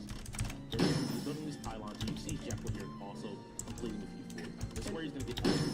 Now this is sort of the meta race, if you will, right? Yes. Mostly because of those aerial units, would you say? It's a combination of aerial units and the fact that the normal weakness of the Protoss is they take a longer time to come online and really get more power. Well, since we play unlimited resources and unlimited supply count, how big your army is, it means that you can get to that power cycle, which means that you're in a position to kind of remove the weakness of the pretty easily and play straight up to Okay, that makes sense. This is why Jekyll is immediately putting out 3 of these buildings. Forge, they let him upgrade his army. So his army's going to be a problem. Yes. As soon as the game starts, and then you just see these gates let out. Okay, that's canon. Okay. No, I'm a little confused. would you say is sort of the premier player on the Click right now? Would it be Jekyll? Because when we watch the bots play this game, clearly they try to complement ability to go as much as possible, just his understanding, click management, and so forth, and what he's able to do on the screen. Everybody's just sort of trying to complement him, and then he sort of pushes across the map, it seems like a lot of the time, in order to secure the victory. Having worked with Jekyll, I know Jekyll is solid at the game. He's getting up these defenses right now to make sure that he doesn't get taken out too early. It would be probably something I know Killer's put some time in. I know Sky is knowledgeable about the game, but he's pivoted races playing Protoss now as well. So I think as a collective team, they're all solid players, but I don't think they have one de facto best player right now in this game. But all of them seem to be knowing what to do and how to play, getting down these pylons to ensure these pylons act as power lines. You have to put your buildings inside of them to make power to run the Protoss. Okay, that's interesting. Sky also getting a bunch of them up just to make sure he has plenty of power wherever he might want to put a building. Understood. Now, something also to note, because we are playing in unlimited resources, just a huge shout out to surfing computers, because they are capable of what eventually you're going to see here with these unlimited resources is thousands of units on the screen at the exact same time. And that's only for one specific player. I mean, you're talking thousands of units on the screen at any given time, and the fact that these PCs are capable of managing all of those units in real time at a decent frame rate nonetheless is insanely impressive. And I love to see this one OCL. He's already gotten his gateways up. I was going to say, Sky, you got enough power there. You might want to start building an army. And it looks like OCL is doing just that. You see him starting to move across the map to take a fight with his opponents. This tells me that he has been putting in that time, putting in that practice, and preparing to take the fights going forward. And I think Click might be instructed to wait a little bit too long. They got to be willing to take an immediate fight and fight back. You don't want to give your opponents too much time. It's similar to many of the games we've seen today where the team that takes that first initiative, I think, is off to an advantage. So getting up on the road and making sure these upgrades are going is in a pretty good position. I'm loving what I am seeing right now. This is kind of indicative of what my life has been like lately. Building into to complement this now. Using the Sky, he is using what is known as a Stargate. This is where the pros just when you think flying units from. So he has these you're land good. units as you see them run out. They true laser swords are known as zealots. Right. To fight on the ground, but then in the air he'll be able to take a fight. Now it sounds like his teammates are getting so he need to move and go help them. Just because this is one of those small things about the game. You need somebody to be ready to save or to help whoever is in a right spot. He's kind of playing a little bit wide here. Now we look at Paku. He's got himself some of his own zealots. It looks like he's willing to take a fight and buy his team and some time. It looks like Killer is also on the march, and this army of zealots is pretty big. I don't know. Yeah, this is Paku's going to be able to hold it off all by himself. Yeah, and you brought up a good point of communication. Being able to relay kind of where your opponents are, their positioning, but then also their main push, right? Like what part of the map is the vast majority of their units pushing into? Because they may be creating somewhat of a steamrolling effect, a snowballing effect. So if you don't actually drag a lot of your defensive units to that particular location, you might find yourself in a position where there's no coming back from it. Right, so communication is absolutely key, and these are some of those aerial units that are unfolding right here. Paku potentially in a lot of trouble right now as Flick are trying to storm across the northern part of this map, and you can see that in the top left or the bottom left-hand corner of your screen, exactly where they're at on the map. The important thing though is Paku's continuing to make money, so he'll kind of be able to continually hold this choke point, buy his team more time and more space, but he's gonna need some help coming from somebody if they want to be able to take a fight and to take a win. Now, not to be able to do this completely on his own. Is this something that, you know, we see this fight unfolding in the northern part of the map. Do they send allies and reinforcements to that area, or do they start initiating their own attack in the central or southern part of the map and kind of just see who is able to get into each other's face first? If you have multiple play, I'll speak for myself. Start I cussing. will be more willing to play a more defensive role for my team. And if I have a teammate, I can tell them, hey, push here. I can hold them here for as long as I need to hold. Okay. I don't have to worry about them. But it looks like Paku's teammates have gotten up something of an army and are now bringing in the forces to support his initial attack. This is where we're seeing this entire team build up this force, and now they're going to start pushing back to the other side of the map. Looks like Paku's also maybe taking a cheeky base on the other side, but Sky not giving up and not backing down. Instead has his own army of Void Rays ripping through these carriers. He's saying, I control the skies, I dominate this space. Quite literally, back away. And now we'll see here if he's able to continue to move, continue to push forward, continue to grow. A few Void Rays coming in, but he is at a point where he has almost this critical mass of Void Rays. You're going to need more than just a handful to try to fight here. Lucci doing his best to get some damage out. We've seen this before. This is where that snowballing effect tends to occur. Those blue beams you see shooting out out, destroy things in a matter of seconds. It's going to be interesting to see if Sky Guy can maintain this momentum. Look at all of those units. I mean, we're talking 374 units on the screen. Surfing computers can handle that and then some. Triple that. These surfing computers are still operating. Gotta love it, man. I'll even give you 374 is just Sky. That's not talking about just Sky. Exactly. Thousands are out there fighting and climbing, and you see them just moving their way across the map, starting to dismantle the grid. It was a good fight, a good defense. I think they showed they have the core concepts and the fundamentals, but they weren't able to, in my opinion, put enough pressure early to stop what is an attack like this. You have to find and identify and recognize your opponent when you do something like this. Immediately defend and return the favor and deal a ton of damage. Now, we did some Poppy kind of move around. I wonder if Poppy is maybe cooking something in the back. Maybe he has a plan to try to fight here, but as they go through and rip through the tier 1s, he's on all of his buildings. We'll have to see Jekyll as well, looking for his opportunity and looking for his Jekyll chance. to the top of the click are going to take it. That's all good, but gonna do it. There we go. Next game, it's going to be Dragon Ball Fighters. You know, I'm glad that they ended up playing it. It's good to get that sort of that experience, but I just sort of figured, just knowing sort of the history of these two teams and some of the players like Jekyll and so forth, that sort of going into Starcraft, I was pretty confident that it was going to Yeah, it's one of those things. I know they all play.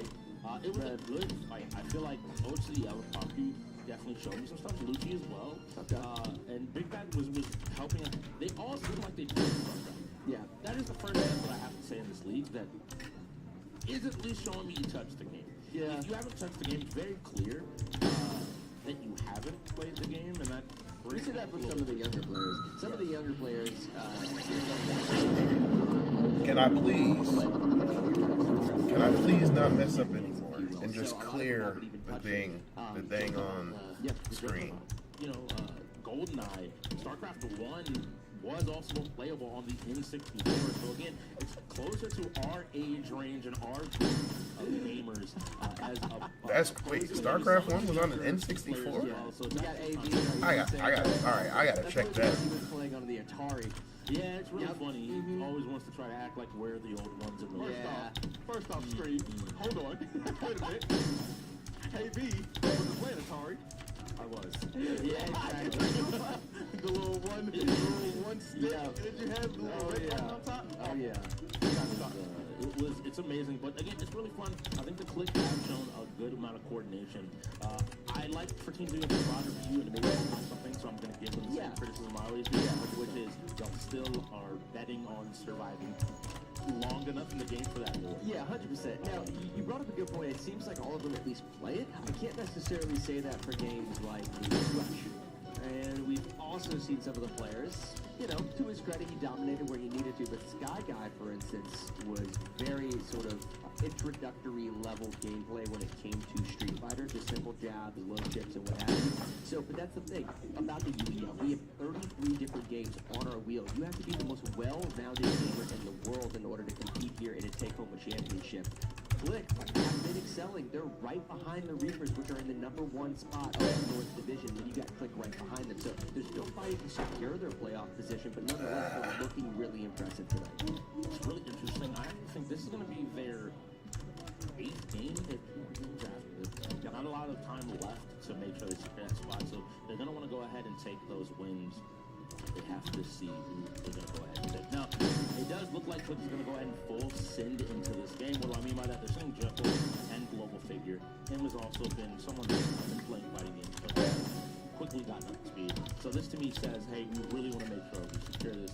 They're recognizing after the heroics of last week with Paku Paku, Palthans did really good, managed to get to him, but he ended up being too tall of a wall for him to conquer in that moment. And so I look at it and maybe they're saying, like, we don't want to play, we don't want to maybe make that same mistake. We want to go ahead and just kill him before he's able to do it.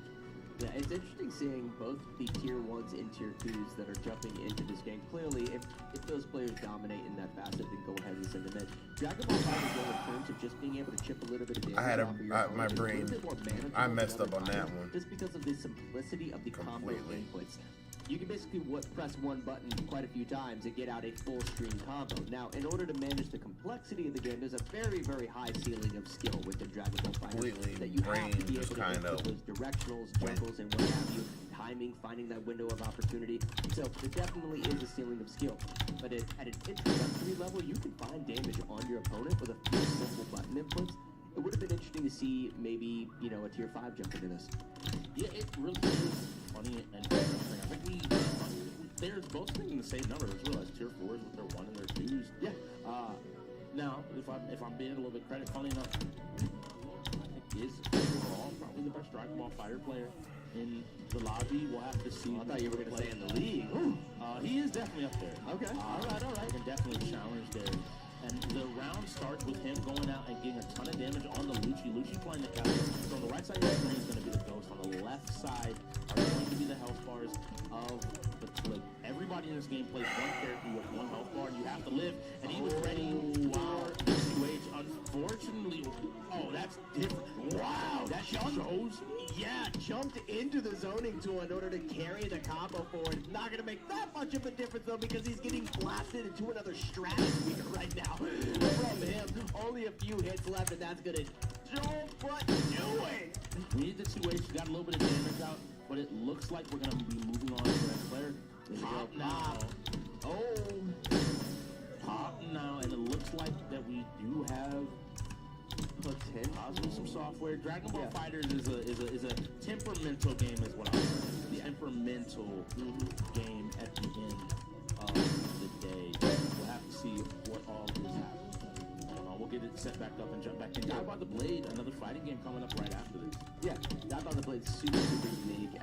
What was the way that you described it last night? That was perfect. It's as if two samurais actually met each other and fought to the death, meaning the first touch of one of those blades is likely to kill, which is why the title of the game basically rings true.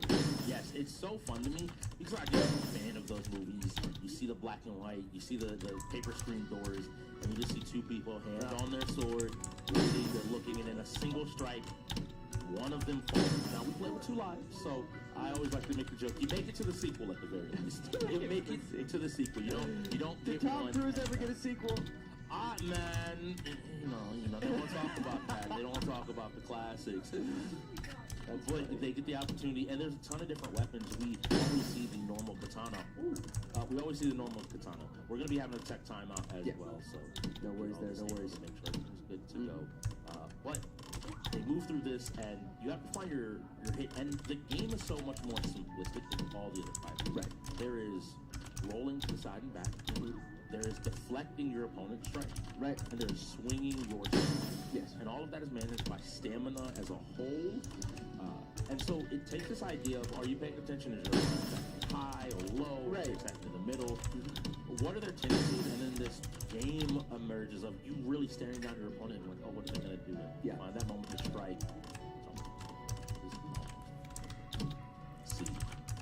What are you feeling about that? Die by the Blade is interesting. So it acts fairly similar to For Honor.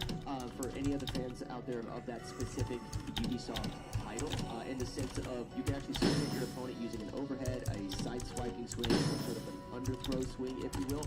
And you'll see constantly sort of a joystick on your screen from both players if they're able to gauge the specific direction at which they're actually attacking, whether it be that overhead, side swipe, or sort of underhook. If you're able to predict that, you could be attacking in the middle of a combo string and actually parry that specific attack as you're going in. So you have to gauge where your opponents are attacking you from. If you're able to actually do that, you're going to excel within Die by the Blade. So you definitely have to feel out your opponents. Sorry, I had to clear my throat there a little bit. Just to You have fun, but there's definitely a lot of different games.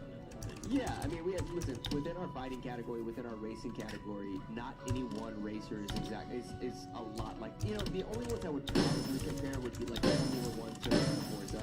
Formula 1 to Forza are probably a little bit more similar, but the way that we actually play them is not a 5v5 when we play Formula 1. When we jump into Formula 1, it's a 1v1, right? There's NPCs on the screen and so forth, so we definitely mix up all of our fighting games, we mix up all of our racers, strategy, sports, and shooters. None of them are necessarily alike, and that's why you have to be such a well-rounded. Mother. It's something different. I tell you, every time I walk in this building, it's amazing to see some of the people that are able to really embody what it is to be a gamer and be in all their genres. Because you see how quickly their brains take apart and put games back together. Yeah, How do 100%. I win? What is the strongest tactic? How do I play the game given the rule set? It's beautiful. Watch what Dragon Ball FighterZ is set up. Yeah. And listen, if you guys think that you can excel and be the most well-rounded gamer, because I know you don't necessarily want to feel like you have to play a specific game. So many of us have 3 or 4 games that we love playing, within our library of content. And if you think you could be a well-rounded gamer, be sure to head over to uelesports.com. Check it out. Sign up to be one of our players in next season. Some of our best players came in that way. Yeah. Some of the best players, they didn't come in playing all 36 games. They don't really, it's such a wide breadth of games. Yeah. What coming in, being open to playing whatever is put on your plate, and learning is how you become an end gamer. And if maybe what Matt said didn't entice you, if the competition isn't enough, if you do find yourself being one of those best in the world, being one of those tier 1 players like Jekyll and Lucci, 2,500 a game win or loss is on the table for you. Yeah. So, sometimes you can collect the bag and have some fun. If the competition's not so fun, no lie. That's one of the reasons we talk about the drama a little bit between the tier 1 player and the tier 5 player. These players are constantly sort of bouncing, if you will, in order to rank up with regards to the tier system, because every day they show up, if they're at a higher tier, they're making much more money. So a little bit of drama involved, but it's also super fun to watch them play. That's one of the reasons you see so much emotion on their sleeves sometimes. These guys are popping off, they're talking trash on the floor. It's so much more. I'm a tier 5 and you lost to me? Yep, you're a tier 1 and you didn't perform in the game you were supposed to? You're supposed to play Street Fighter or Dragon Ball Fighter like that? And you couldn't.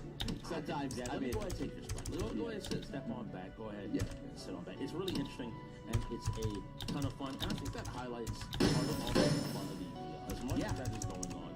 We do it for, I think, a lot of partner jets. It's an amazing community here, and I think that's why the community is willing to go and support Be a Friend project through the GBL is hosting the event, but the Michigan College is putting it on to bring awareness about bullying, helping kids recognize, especially in gaming, that we can have a space where we can be kind to one another and we can have some fun. Fighting games are exactly like that. Yes, we may be swinging at one another, but on the other side, we know for a fact that the fight is going on. What? I wonder what's going on here. Okay. Yeah, I think they're setting up. Yeah, they're setting up sort of a replica match, if you will, of the events that unfolded last time. So I'm gonna go ahead and get this first elim. And then we're going to get into these next players. Yes. And now Pop will go ahead and take this hit. And him picking up right where he left off, getting a ton of damage. And is ready to continue this fight, continue to pressure up. It's good to see Pop. Oh, wow. Great pressure. He jumps, unfortunately, takes a hit here and is going to be ready. He ends up sparking. Oh! No, I like that move, though, in order to sort of get out of the corner, blocks the rush down, just continuing to just take damage. You can't get away from it. Struggling to get back to the mat. There we go. He's running into a problem, though. Yeah, and him just continuing the onslaught. He's not stopping. Yeah, he's burning through his character. Oh, my goodness. 20 hits. How many hits? 39 hits on the 40. Anti air from Pop. The awareness that he's dragon rushing a ton. Okay. A little bit of damage. Pop's put some time gotta in. be careful, He managed to get some time into this entire run. I've been watching Poppy's face. He's locking in. He's getting ready. He did it once. Can he do it again? The health bars are a little chunkier, but he did the 1v3 once. Now on the TN instead of the 16. Yeah, Parker with his back against the wall has got to take down 3 players all by himself. Make that 2. He already took one out without one getting hit. player down. Is this going to be his moment to shine tonight? Let's find out. And this is going to be the big think this is it. Global figure. Global I think I messed up one time too many. Wow. 15, 16 hits. Always keeping the pressure on. Has him back in the corner with another 6 hits, 7. Oh, wow. But solid sort of teleport to get out of the corner. He does. Lands the rush down. Get there. Pretty good combo in here. Ooh, he gets tagged by Jekyll. Yep. That's it, Remember, guys. guys, this is an assist fighter, so they can get damage. It's so crazy. He's in the corner. He's got a block for his life. He got hit again, and that'll do it. Wow, not enough tonight, Baku. Wanting to pull up an upset, but can't quite. You even see there, Global got in and went.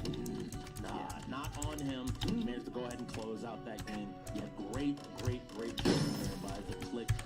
Putting it on. So Pop putting some time and effort to I think we're a little more time. That change could cause and do some damage here in the league, but the synergy of Click, I think, is the story that we have to focus on. But guy love Blade.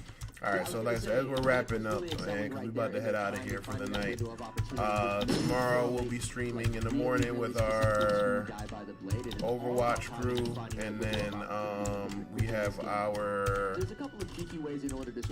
Fortnite duos match at 4 o'clock, and then I think that's it for the weekend. And then I'll be back Monday with our